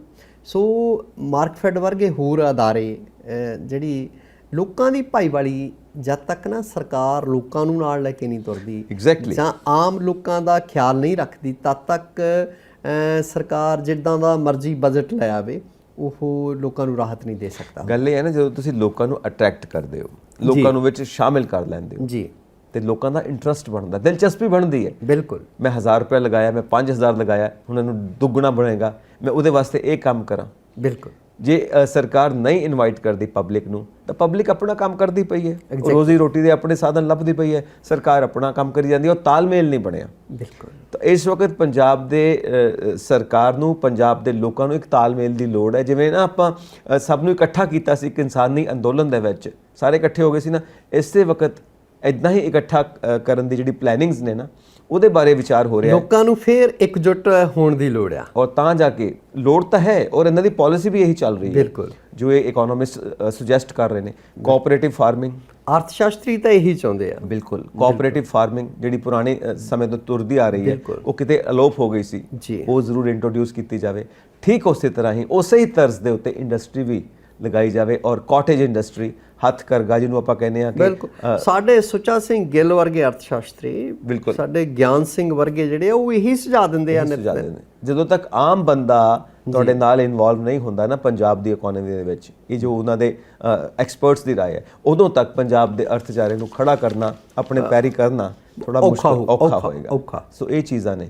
ਔਰ ਦੂਜੀ ਗੱਲ ਇਹ ਹੈ ਕਿ ਸਾਨੂੰ NRIs ਵੱਲ ਤੇ ਹਮੇਸ਼ਾ ਅਸੀਂ ਦੇਖਦੇ ਹੀ ਹੁੰਦੇ ਆ। ਬਿਲਕੁਲ ਬਿਲਕੁਲ ਨਹੀਂ, ਦੇਖੋ NRIs ਨੇ ਪੰਜਾਬ ਦੀ ਤਰੱਕੀ ਦੇ ਵਿੱਚ ਅੱਜ ਤੱਕ ਬੇਹੱਦ ਯੋਗਦਾਨ ਪਾਇਆ। ਬਿਲਕੁਲ ਆਪਣੇ ਪਿੰਡ ਹੀ ਮੰਨ ਲਓ ਕੋਈ NRI ਕਿਸੇ ਪਿੰਡ ਦਾ, ਉਹ ਆਪਣੇ ਪਿੰਡ 'ਚ ਜਿਹੜਾ ਸੁਧਾਰ ਕਰ ਰਿਹਾ ਉਹ ਵੀ ਪੰਜਾਬ ਦੀ ਤਰੱਕੀ 'ਚ ਹੀ ਯੋਗਦਾਨ ਪਾ ਰਿਹਾ। ਬਿਲਕੁਲ ਜੀ। ਕਈ ਪਿੰਡਾਂ 'ਚ ਤੁਸੀਂ ਦੇਖਦੇ ਆ ਵੀ NRIs ਨੇ ਆਪਣੇ ਖਰਚੇ ਤੇ ਪਿੰਡਾਂ 'ਚ ਲਾਈਟਾਂ ਲਵਾਈਆਂ, ਗਲੀਆਂ ਬਣਵਾਈਆਂ, ਨਲਕੇ ਲਵਾਏ, ਬਿਜਲੀ ਪਾਣੀ ਦਾ ਪ੍ਰਬੰਧ ਕੀਤਾ। ਜਾਣੀ ਕਿ NRIs ਕਈ ਆਪਣੇ ਸਿਰ ਤੇ ਜਿਹੜਾ ਆ ਉਹ ਖਰਚਾ ਕਰਦੇ ਆ। ਸਮਾਰਟ ਵਿਲੇजेस ਬਣਾ ਰਹੇ ਆ। ਉਹ ਆਪਣੇ ਪਿੰਡ ਦੇ ਸਕੂਲਾਂ ਲਈ, ਆਪਣੇ ਪਿੰਡ ਦੇ ਹਸਪਤਾਲਾਂ ਲਈ, ਡਿਸਪੈਂਸਰੀਆਂ ਲਈ ਪੈਸਾ ਖਰਚ ਕਰਦੇ ਆ। ਆਪਣੇ ਪਿੰਡ ਦੇ ਗਰੀਬ ਗੁਰਬਿਆਂ ਦੀ ਪੜ੍ਹਾਈ ਲਈ ਵੀ ਬਹੁਤ ਕੁਝ ਕਰਦੇ ਪਏ ਆ ਜੀ। ਔਰ ਇਸ ਵਕਤ ਜੋ ਮਾਹੌਲ ਹੈ ਨਾ, ਉਹ ਮਾਹੌਲ ਥੋੜਾ ਇਹ ਹੈ ਕਿ ਵਿਸ਼ਵਾਸ ਨਹੀਂ ਬਣਦਾ ਪਿਆ ਉਹਨਾਂ ਨੂੰ ਜੀ, ਕਿਉਂਕਿ ਲਾਅ ਐਂਡ ਆਰਡਰ ਦੀ ਜਿਹੜੀ ਪੋਜੀਸ਼ਨ ਬਣੀ ਹੋਈ ਹੈ, ਸਿਚੁਏਸ਼ਨ ਬਣੀ ਹੋਈ ਹੈ, ਉਸ ਕਰਕੇ ਇਦਾਂ ਦੀ ਸਥਿਤੀ 'ਚ ਤਾਂ ਲੋਕ ਆਉਣੋਂ ਕੰਨੀ ਕਤਰਾਉਂਦੇ ਆ। ਬਿਲਕੁਲ ਕਤਰਾਉਂਦੇ ਆ ਵੀ ਯਾਰ ਜਿੱਦਾਂ ਦਾ ਉੱਥੇ ਮਾਹੌਲ ਆ, ਨਿੱਤ ਦਿਨ ਗੋਲੀ ਚੱਲਦੀ ਆ। ਹਾਂਜੀ, ਹਰ ਦੂਜੇ ਦਿਨ ਗੋਲੀ ਚੱਲਦੀ ਆ, ਹਨਾ। ਲੁੱਟ ਮਾਰ, ਆ ਤੁਸੀਂ ਦੇਖੋ ਮੰਡੀ ਗੋਬਿੰਦਗੜ੍ਹ ਵਪਾਰੀ ਮਾਰ ਕੇ ਫਿਰ ਕਈ ਲੱਖ ਰੁਪਈਆ ਬਿਲਕੁਲ ਲੈ ਗਏ ਨੇ, ਹਨਾ। ਤੇ ਮਤਲਬ ਲੁੱਟ ਦੀਆਂ ਘਟਨਾਵਾਂ ਤਾਂ ਆਮ ਜੀ ਗੱਲ ਹੋ ਗਈ ਹੈਗੀ ਆ, ਕੁੱਟ ਮਾਰ ਦੀ ਆਮ ਗੱਲ ਹੋ ਗਈ ਆ, ਹਨਾ। ਇਸ ਕਰਕੇ ਉਹਨਾਂ ਨੂੰ ਲੱਗਦਾ ਕਿ ਕਿਤੇ ਪੈਸਾ ਲਾਈਏ ਜੀ ਤਾਂ ਕੱਲ ਨੂੰ ਹਾਲਾਤ ਵਿਗੜ ਜਾਣ ਜੀ ਤੇ ਸਾਡਾ ਪੈਸਾ ਫਸ ਨਾ ਜਾਵੇ, ਕੀ ਬਣੂ, ਅਸੀਂ ਜਾ ਵੀ ਨਾ ਸਕੀਏ, ਪੰਜਾਬ ਦੀ ਧਰਤੀ ਤੇ ਰਿਸਕੀ ਹੋ ਜਾਏ। ਬਿਲਕੁਲ ਇਸ ਚੀਜ਼ ਦਾ ਸੋਚਦੇ ਨੇ। ਔਰ ਦੂਜਾ ਜੋ ਸਭ ਤੋਂ ਵੱਡਾ ਚੈਲੰਜ ਇਸ ਵਕਤ ਆ ਰਿਹਾ ਉਹ ਹੈ ਜਿਹੜੇ ਸਰਹੱਦੀ ਸੂਬੇ ਜੀ, ਜਿਹੜੇ ਸਰਹੱਦੀ ਪਿੰਡ ਕਹਿ ਲਓ, ਹਾਂਜੀ, ਸਰਹੱਦੀ ਜ਼ਿਲ੍ਹੇ ਕਹਿ ਲਓ, ਹਾਂਜੀ, ਮੈਂ ਸੂਬੇ ਕਹਿ ਗਿਆ, ਸਰਹੱਦੀ ਪਿੰਡ ਜੀ। ਸਰਹੱਦੀ ਪਿੰਡਾਂ ਦੇ ਵਿੱਚ ਇਸ ਵਕਤ ਜੋ ਹਾਲਾਤ ਬਣੇ ਹੋਏ ਨੇ ਜੀ, ਉੱਥੇ ਜਿਵੇਂ ਹੁਣ ਸਿੱਖਿਆ ਦੀ ਗੱਲ ਹੋ ਰਹੀ ਹੈ, ਸਿਹਤ ਸੁਵਿਧਾਵਾਂ ਦੀ ਗੱਲ ਹੋ ਰਹੀ ਹੈ, ਉੱਥੇ ਸਭ ਤੋਂ ਜ਼ਿਆਦਾ ਜ਼ਰੂਰਤ ਹੈ। ਸਪੋਰਟਸ ਦੀ ਗੱਲ ਹੋ ਰਹੀ ਹੈ ਕਿ ਉੱਥੇ ਇਨਵੈਸਟਮੈਂਟ ਕਰਾਂਗੇ। ਸੂਬੇ ਦੇ ਵਿੱਚ ਜਿਹੜੇ ਸਰਹੱਦੀ ਪਿੰਡ ਨੇ ਉਹਨਾਂ ਦੇ ਵਿੱਚ ਕਿਉਂਕਿ ਇੰਨੀ ਜ਼ਿਆਦਾ ਤਰੱਕੀ ਨਹੀਂ ਹੈ, ਨਸ਼ਿਆਂ ਦੀ ਲਪੇਟ 'ਚ ਵੀ ਬਹੁਤਾ ਜਿਹੜਾ ਆ ਸਰਹੱਦੀ ਜ਼ਿਲ੍ਹਿਆਂ ਦੇ ਪਿੰਡਾਂ ਦੇ ਬੱਚੇ ਆਏ ਹੈਗੇ। ਬਿਲਕੁਲ ਉਹਨਾਂ ਦੇ ਤੇ ਇਹ ਇਲਜ਼ਾਮ ਲੱਗਦਾ ਕਿ ਜਿਨ੍ਹਾਂ ਦੀ ਜ਼ਮੀਨ ਖੇਤੀਬਾੜੀ ਵਾਲੀ ਉਧਰ ਹੈ, ਪਾਕਿਸਤਾਨ ਵੱਲ ਹੈ, ਪਾਕਿਸਤਾਨ ਜਾਣੀ ਕਿ ਜਿਹੜੀ ਕੰਡਿਆਲੀ ਤਾਰ ਦੇ ਪਾਰ ਹੈ, ਉਹ ਢੰਗ ਨਾਲ ਉੱਥੇ ਖੇਤੀ ਵੀ ਨਹੀਂ ਕਰ ਸਕਦੇ। ਔਰ ਜਦੋਂ ਬੇਲੇ ਸਿਰ ਜਾਓ, ਬੇਲੇ ਸਿਰ ਆਓ, ਖੱਜਲ ਖੁਆਰੀ ਜਿਹੜੀ ਆ ਰਸਤੇ ਦੇ ਵਿੱਚ ਵੱਖਰੀ ਹੈ। ਔਰ ਉਹਨਾਂ ਉੱਤੇ ਇਲਜ਼ਾਮ ਵੀ ਲੱਗਦੇ ਨੇ ਕਿ ਆਉਂਦੇ ਜਾਂਦੇ ਉਹ ਆਪਣੇ ਨਾਲ ਨਸ਼ਾ ਲੈ ਕੇ ਜਾਂਦੇ ਨੇ ਜੀ। ਔਰ ਇਹ ਵੀ ਇਲਜ਼ਾਮ ਲੱਗਦੇ ਨੇ। ਹੁਣ ਇਹਨਾਂ 'ਚ ਕਿੰਨੀ ਕੁ ਸੱਚਾਈ ਹੈ? ਦੇਖੋ ਉਹਦੇ ਵਿੱਚ ਸਾਰੇ ਤਾਂ ਮਬਲੂਸ ਨਹੀਂ ਹੋ ਸਕਦੇ, ਸਾਰੇ ਨਹੀਂ ਸ਼ਾਮਲ ਹੋ ਸਕਦੇ। ਕਾਲੀਆਂ ਭੇਡਾਂ ਤਾਂ ਹੋ ਸਕਦੀਆਂ, ਮਤਲਬ ਪਰ ਸਾਰੇ ਕਿਸਾਨ ਜਿਹੜੇ ਆ ਉਹ ਸਮਗਲਰ ਥੋੜ੍ਹੋ ਆ, ਬਾਰਡਰ ਤੇ ਬੈਠੇ ਤਸਕਰ ਥੋੜ੍ਹੋ ਨੇ। ਬਿਲਕੁਲ। ਔਰ ਜਿਹੜਾ ਹੁਣੇ ਬਜਟ ਪਾਸ ਹੋਇਆ ਜੀ, ਜੇ ਇਹਨੂੰ ਤੁਸੀਂ ਘੋਖ ਕੇ ਦੇਖੋ ਤਾਂ ਇਹ ਜਿਹੜੀਆਂ ਪੰਜਾਬ ਦੀਆਂ ਸਾਰੀਆਂ ਸਮੱਸਿਆਵਾਂ ਨੇ ਜਿਹੜੀਆਂ ਆਪਾਂ ਜ਼ਿਕਰ ਕਰਦੇ ਹਾਂ ਔਰ ਪਹਿਲਾਂ ਵੀ ਜ਼ਿਕਰ ਕਰਦੇ ਰਹੇ ਆਪਣੇ ਪ੍ਰੋਗਰਾਮਾਂ ਦੇ ਵਿੱਚ, ਉਹਨਾਂ ਸਾਰੀਆਂ ਸਮੱਸਿਆਵਾਂ ਨੂੰ ਮੁੱਖ ਰੱਖ ਕੇ ਹਾਂਜੀ ਕਿਤੇ ਨਾ ਕਿਤੇ ਆਪਾਂ ਦੇਖਦੇ ਹਾਂ ਕਿ ਇਸ ਸਾਰੇ ਬਜਟ ਨੂੰ ਡਿਜ਼ਾਈਨ ਕੀਤਾ ਗਿਆ। ਬਿਲਕੁਲ ਔਰ ਉਮੀਦ ਹੈ ਉਹ ਮੱਦੇ ਨਜ਼ਰ ਰੱਖ ਕੇ ਸਾਰਾ ਕੁਝ ਤਿਆਰ ਕੀਤਾ ਗਿਆ। ਬਿਲਕੁਲ। ਔਰ ਉਮੀਦ ਹੈ ਕਿ ਆਪਾਂ ਇਹਦੇ ਵਿੱਚ ਸਫਲ ਹੁੰਦੇ ਆ ਤਾਂ ਜ਼ਰੂਰ ਪੰਜਾਬ ਦੀਆਂ ਸਮੱਸਿਆਵਾਂ ਨੂੰ ਹੱਲ ਕਰਨ 'ਚ ਜਿਹੜੀ ਇਹ ਗਵਰਨਮੈਂਟ ਆ, ਜਿਹੜੇ ਨਵੇਂ ਮੈਡੀਕਲ ਕਾਲਜ ਬਣ ਰਹੇ ਆ, ਮੁਹੱਲਾ ਕਲੀਨਿਕਾਂ ਜਿਹੜੀਆਂ 117 ਪੰਜਾਬ ਦੇ ਵਿੱਚ ਸ਼ੁਰੂ ਹੋ ਰਹੀਆਂ ਹਨ, ਉਹ ਆਮ ਲੋਕਾਂ ਦੀ ਜਿਹੜੀ ਬਿਹਤਰੀ ਲਈ ਹੈ ਨਾ। ਜਿਹੜੇ ਵਿਚਾਰੇ ਸ਼ਹਿਰ ਤੱਕ ਨਹੀਂ ਜਾ ਸਕਦੇ, ਚੱਜ ਦੇ ਥਾਂ ਦਵਾਈ ਨਹੀਂ ਲੈ ਸਕਦੇ, ਚੰਗੇ ਡਾਕਟਰ ਕੋਲ ਨਹੀਂ ਜਾ ਸਕਦੇ, ਇਸੇ ਤਰ੍ਹਾਂ 100 ਸਕੂਲ ਆਫ ਐਮੀਨੈਂਸ ਬਣਾਏ ਜਾ ਰਹੇ ਆ। ਬਿਲਕੁਲ ਸਹੀ ਗੱਲ ਹੈ। ਤਾਂ ਉਹ ਜਿਹੜੇ ਆਪਾਂ ਸਮਾਰਟ ਸਕੂਲ ਆ ਉਹਨਾਂ ਦਾ ਵੀ ਹਾਲ ਦੇਖਿਆ ਹੈਗਾ। ਤੇ ਹੁਣ ਆਪਾਂ ਦੇਖਦੇ ਹਾਂ ਵੀ ਦੇਖੋ ਜੇ 100 ਸਕੂਲ ਆਫ ਐਮੀਨੈਂਸ ਬਣ ਗਏ ਤਾਂ ਜ਼ਰੂਰ ਕੁਛ ਨਾ ਕੁਛ ਉੱਥੇ ਸਿਸਟਮ ਜਿਹੜਾ ਆ ਉਹ ਬਿਹਤਰ ਹੋਵੇਗਾ, ਹੈ ਨਾ। ਤੇ ਇਸੇ ਤਰ੍ਹਾਂ ਜਿਹੜੇ ਨਵੇਂ ਮੈਡੀਕਲ ਕਾਲਜ ਖੋਲ੍ਹੇ ਜਾ ਰਹੇ ਆ ਪੰਜਾਬ ਦੇ ਵਿੱਚ, ਜਿਹਦੀ ਬਹੁਤ ਜ਼ਿਆਦਾ ਲੋੜ ਆ। ਅੱਧੇ ਬੱਚੇ ਜਿਹੜੇ ਆ ਉਹ ਫਿਰ ਯੂਕਰੇਨ ਨੂੰ ਨਾ ਜਾਣ ਕੇ ਘੱਟੋ ਘੱਟ, ਹੈ ਨਾ। ਜਿਹੜਾ ਦੇਸ਼ ਦਾ ਪੈਸਾ ਦੇਸ਼ ਦੇ ਵਿੱਚ ਹੀ ਰਹੂਗਾ, ਸੂਬੇ ਦਾ ਪੈਸਾ ਸੂਬੇ ਵਿੱਚ ਹੀ ਰਹੂਗਾ। ਤੇ ਇਸੇ ਤਰ੍ਹਾਂ ਜਿਹੜਾ ਦੇਖੋ ਪੰਜਾਬੀ ਯੂਨੀਵਰਸਿਟੀ ਪਟਿਆਲਾ ਫੰਡਾਂ ਦੀ ਘਾਟ ਕਾਰਨ ਜਿਹੜਾ ਆ ਉਹ ਉੱਥੇ ਹਾਲ ਦੇਖਿਆ ਹੀ ਬਣਦਾ ਹੈਗਾ। ਉਹਦੀ ਆਰਥਿਕਤਾ ਇੰਨੀ ਡੁੱਲੀ ਹੋਈ ਆ। ਪਿਛਲੇ ਦਿਨੀ ਇਦਾਂ ਹੁੰਦਾ ਸੀਗਾ ਵੀ ਹੁਣ ਭਾਈ ਇਹ ਬੰਦ ਹੋਈ ਹੈ ਨਾ, ਉਹਦੇ ਲਈ 200 ਕਰੋੜ ਦਾ ਪੈਕੇਜ ਐਲਾਨਿਆ ਹੈਗਾ। ਉਹ ਬਹੁਤ ਵੱਡੀ ਰਾਹਤ ਹੈ, ਬਹੁਤ ਵੱਡੀ ਰਾਹਤ ਹੈ। ਔਰ ਹੋ ਸਕਦਾ ਜਿਹੜਾ ਪੰਜਾਬ ਯੂਨੀਵਰਸਿਟੀ ਦੇ ਉੱਤੇ ਵੀ ਖਤਰਾ ਬਣਿਆ ਚੰਡੀਗੜ੍ਹ ਦੇ ਵਿੱਚ, ਹਾਂ ਉਹ ਵੀ ਸ਼ਾਇਦ ਸਾਂਭ ਲੈਣ, ਕਿਉਂਕਿ ਉਹਦੇ ਵਿੱਚ ਪਿਛਲੀਆਂ ਸਰਕਾਰਾਂ ਨੇ ਗੱਲਾਂ ਤਾਂ ਬਥੇਰੀਆਂ ਕੀਤੀਆਂ। ਜਿਹੜਾ ਬਣਦਾ ਜਿਹੜਾ ਯੋਗਦਾਨ ਸੀਗਾ ਜਿਸ ਅਨੁਪਾਤ ਦੇ ਵਿੱਚ ਖਰਚ ਹੁੰਦਾ ਯੂਨੀਵਰਸਿਟੀ 'ਚ, ਉਹ ਕੇਂਦਰ ਤਾਂ ਆਪਣਾ ਪਾ ਰਿਹਾ, ਪੰਜਾਬ ਸਰਕਾਰ ਨਹੀਂ ਪਾਉਂਦੀ ਰਹੀ ਹੈ ਨਾ। ਸਹੀ ਗੱਲ ਹੋ ਸਕਦਾ ਮਤਲਬ ਆਪ ਸਰਕਾਰ ਇਸ ਪਾਸੇ ਵੀ ਤਵੱਜੋ ਦੇਵੇ ਤੇ ਯੂਨੀਵਰਸਿਟੀ ਨੂੰ ਕੇਂਦਰ ਦੇ ਪ੍ਰਬੰਧਾਂ 'ਚ ਜਾਣ ਤੋਂ ਬਚਾ ਸਕੇ। ਬਿਕੋਜ਼ ਜਿੰਨਾ ਬਜਟ ਦਿੱਤਾ ਗਿਆ ਹੈ ਜੀ ਸਿਹਤ ਦੇ ਨਾਲ ਸਿੱਖਿਆ ਵਾਸਤੇ, ਤਾਂ ਸਿੱਖਿਆ ਦੇ ਬਜਟ ਦੇ ਮੁਤਾਬਿਕ ਹੋ ਸਕਦਾ ਹੈ ਕਿ ਪੰਜਾਬ ਯੂਨੀਵਰਸਿਟੀ ਨੂੰ ਅਸੀਂ ਚੰਡੀਗੜ੍ਹ ਯੂਨੀਵਰਸਿਟੀ ਨੂੰ ਬਚਾ ਕੇ ਆਪਣੇ ਪੰਜਾਬ ਕੋਲ ਰੱਖ ਸਕੀਏ। ਬਿਲਕੁਲ। ਤਾਂ ਉਹਦਾ ਜੋ ਉਚੇਰੀ ਸਿੱਖਿਆ ਦਾ ਇੱਕ ਮਿਆਰ ਹੈ ਜੀ, ਉਹ ਹਮੇਸ਼ਾ ਕਾਇਮ ਰਵੇ। ਦੂਸਰਾ ਵਰਦੀਆਂ ਤੋਂ ਵੀ ਤੁਸੀਂ ਦੇਖੋ ਭਈ ਆਪਾਂ ਇੱਕ ਗੱਲ ਰਹਿ ਗਈ ਵੀ ਆਮ ਤੌਰ ਤੇ ਸਕੂਲਾਂ 'ਚ ਨਾ ਬੱਚਿਆਂ ਨੂੰ ਘਰਾਂ ਨੂੰ ਤੋੜ ਦਿੱਤਾ ਜਾਂਦਾ ਵੀ ਅੱਜ ਤੂੰ ਵਰਦੀ ਨਹੀਂ ਪਾ ਕੇ ਆਇਆ ਹੈ ਨਾ, ਤੇ ਕਿਤੇ ਕਿਤਾਈ ਖਿੱਚ ਖਿਚਾਈ ਵੀ ਅਧਿਆਪਕ ਕਰਦੇ ਆ ਬੱਚਿਆਂ ਦੀ ਹੈ ਨਾ। ਤੇ ਉਹਦੇ ਲਈ 8ਵੀਂ ਤੱਕ ਜਿਹੜੀਆਂ ਵਰਦੀਆਂ ਮੁਫਤ ਦਿੱਤੀਆਂ ਜਾਣਗੀਆਂ ਬੱਚਿਆਂ ਨੂੰ, ਉਹ ਵੀ ਇੱਕ ਰਾਹਤ ਆ, ਘੱਟੋ ਘੱਟ ਗਰੀਬਾਂ ਲਈ ਤਾਂ ਰਾਹਤ ਹੈਗੀ। ਹਾਂ, ਆਈ ਥਿੰਕ ਬੁੱਕਸ ਦਾ ਵੀ ਇੰਤਜ਼ਾਮ ਬੁੱਕਸ ਦਾ ਵੀ ਸ਼ਾਇਦ ਉਹਨਾਂ ਵਾਸਤੇ ਕੀਤਾ ਜਾ ਸਕਦਾ ਹੈ, ਕਿਉਂਕਿ ਜਿਹੜੇ ਅਫੋਰਡ ਨਹੀਂ ਕਰ ਸਕਦੇ। ਸੋ ਇਹ ਬਹੁਤ ਮਤਲਬ ਸਕੂਨ ਦੇਣ ਵਾਲੀਆਂ ਗੱਲਾਂ, ਉਸਾਰੂ ਬਜਟ ਲੱਗਦਾ, ਰਾਹਤ ਦੇਣ ਵਾਲੀਆਂ ਗੱਲਾਂ ਹੈ। ਬਾਕੀ ਫਿਰ ਹੁਣ ਸਮਾਂ ਦੱਸੇਗਾ ਕਿ ਹੁਣ ਪ੍ਰੈਕਟੀਕਲੀ ਅਸੀਂ ਇਹਦੇ 'ਚ ਕਿੰਨਾ ਕਾਮਯਾਬ ਹੁੰਨੇ ਆ ਇਹਨੂੰ ਅਪਲਾਈ ਕਰਨ ਦੇ। ਬਿਲਕੁਲ। ਦੇਖੋ ਗੱਲ ਤਾਂ ਅਮਲਾਂ ਤੇ ਨਿਬੇੜੇ ਹੋਣੇ ਆ ਹੈ ਨਾ, ਕਿਉਂਕਿ ਪੇਪਰ ਦੇ ਉੱਤੇ ਤਾਂ ਬਹੁਤ ਵਧੀਆ ਲੱਗ ਰਿਹਾ, ਡਾਕੂਮੈਂਟ ਬਹੁਤ ਵਧੀਆ। ਔਰ ਪੇਪਰ ਵੀ ਤੁਸੀਂ ਦੇਖੋ ਐਤਕੀ ਡਿਜੀਟਲ ਹੈ, ਡਿਜੀਟਲ ਆ, ਪੇਪਰ ਰਹਿਤ ਬਜਟ ਪੇਸ਼ ਹੋਇਆ। ਨਹੀਂ ਤਾਂ ਉਹ ਵੀ ਮਤਲਬ ਜਿਹੜਾ ਕਾਗਜ਼ ਆ, ਕਾਗਜ਼ ਵੀ ਅਕਸਰ ਜਿਹੜਾ ਆ ਉਹ ਰੁੱਖਾਂ ਤੋਂ ਹੀ ਬਣਦਾ ਹੈਗਾ। ਬਿਲਕੁਲ ਰੁੱਖਾਂ ਤੋਂ ਬਣਦਾ, ਔਰ ਸ਼ਾਇਦ 20-21 ਲੱਖ ਰੁਪਈਆ ਜਿਹੜਾ ਹੈ ਉਹ ਬਚ ਵੀ ਗਿਆ ਹੈ ਜੀ। ਔਰ ਡਿਜੀਟਲ ਪੇਸ਼ ਕਰਨ ਨਾਲ ਜੋ ਖਜ਼ਾਨੇ ਦੇ ਉੱਤੇ 20-21 ਲੱਖ ਦਾ ਜਿਹੜਾ ਬੋਝ ਪੈਣਾ ਸੀ ਜੇ ਕਾਗਜ਼ਾਂ ਤੇ ਪੈਂਦਾ, ਬਿਲਕੁਲ ਬਿਲਕੁਲ ਇਹ ਬਜਟ ਛਪਦਾ। ਤੇ ਔਰ ਉਹਨਾਂ ਨੇ ਇੱਕ ਤਰ੍ਹਾਂ ਇਹਨੂੰ ਨਾਂ ਵੀ ਜਨਤਾ ਬਜਟ ਦਿੱਤਾ ਹੈਗਾ, ਹੈਗਾ ਹੀ ਭਾਈ ਲੋਕਾਂ ਲਈ ਆ। ਸੋ ਹੁਣ ਜਨਤਾ ਦੀ ਗੱਲ ਆਪਾਂ ਅੱਗੇ ਤੋਰਦੇ ਹਾਂ। ਆਪਾਂ ਲਾਅ ਐਂਡ ਆਰਡਰ ਦੀ ਗੱਲ ਕੀਤੀ ਆ, ਤਾਂ ਲਾਰੈਂਸ ਬਿਸ਼ਨੋਈ ਹੁਣ ਅੰਮ੍ਰਿਤਸਰ ਪੁਲਿਸ ਦੇ ਹਵਾਲੇ ਕਰ ਦਿੱਤੇ ਗਏ ਨੇ, ਕਿਸੇ ਹੋਰ ਕੇਸ ਦੇ ਵਿੱਚ ਲੋੜੀਂਦੇ ਨੇ। ਹਾਂਜੀ, ਹੁਣ ਉੱਥੇ ਉਹਨਾਂ ਦਾ ਰਿਮਾਂਡ ਚੱਲ ਰਿਹਾ ਤੇ ਨਾਲ ਉਹਨਾਂ ਦੇ ਫਾਦਰ ਸਾਹਿਬ ਸੁਪਰੀਮ ਕੋਰਟ ਦੇ ਵਿੱਚ ਗਏ ਨੇ ਲਾਰੈਂਸ ਬਿਸ਼ਨੋਈ ਜੀ ਦੇ ਕਿ ਮੇਰੇ ਪੁੱਤਰ ਨੂੰ ਹਰਾਸ ਕੀਤਾ ਜਾ ਰਿਹਾ ਹੈ, ਇਨਵੋਲਵ ਕੀਤਾ ਜਾ ਰਿਹਾ ਹੈ, ਮੇਰੇ ਪੁੱਤਰ ਦੀ ਕੁੱਟਮਾਰ ਕੀਤੀ ਜਾ ਰਹੀ ਹੈ। ਉੱਥੇ ਵੀ ਮਨੁੱਖੀ ਅਧਿਕਾਰਾਂ ਦੀ ਗੱਲ ਹੋ ਰਹੀ ਹੈ ਤੇ ਆਪਣੇ ਬੱਚੇ ਦੀ ਜ਼ਿੰਦਗੀ ਦੀ ਗੱਲ ਵੀ ਉਹ ਕਰਦੇ ਪਏ। ਬਿਲਕੁਲ। ਉਹ ਇੱਕ ਪਿੱਛੇ ਜਿਹਾ ਕਤਲ ਹੋਇਆ ਸੀਗਾ, ਹਾਂਜੀ, ਕੈਂਡੋਵਾਲੀਏ ਦਾ। ਉਹ ਕਿਸੇ ਨੂੰ ਹਸਪਤਾਲ ਦੇ ਵਿੱਚ, ਸ਼ਾਇਦ ਗੁਰੂ ਨਾਨਕ ਹਸਪੀਟਲ ਦੇ ਵਿੱਚ, ਗੁਰੂ ਨਾਨਕ ਹਸਪੀਟਲ ਦੇ ਵਿੱਚ ਕਿਸੇ ਨੂੰ ਮਿਲਣ ਆਉਂਦਾ ਜੀ, ਤੇ ਉਹਨੂੰ ਉੱਥੇ ਮਾਰ ਦਿੱਤਾ ਗਿਆ ਸੀਗਾ ਹੈ ਨਾ। ਹਾਂਜੀ, ਉਹਦੇ 'ਚ ਵੀ ਪੁਲਿਸ ਮੁਤਾਬਕ ਜਿਹੜਾ ਲਾਰੈਂਸ ਬਿਸ਼ਨੋਈ ਦਾ ਹੱਥ ਸੀਗਾ ਹੈ ਨਾ।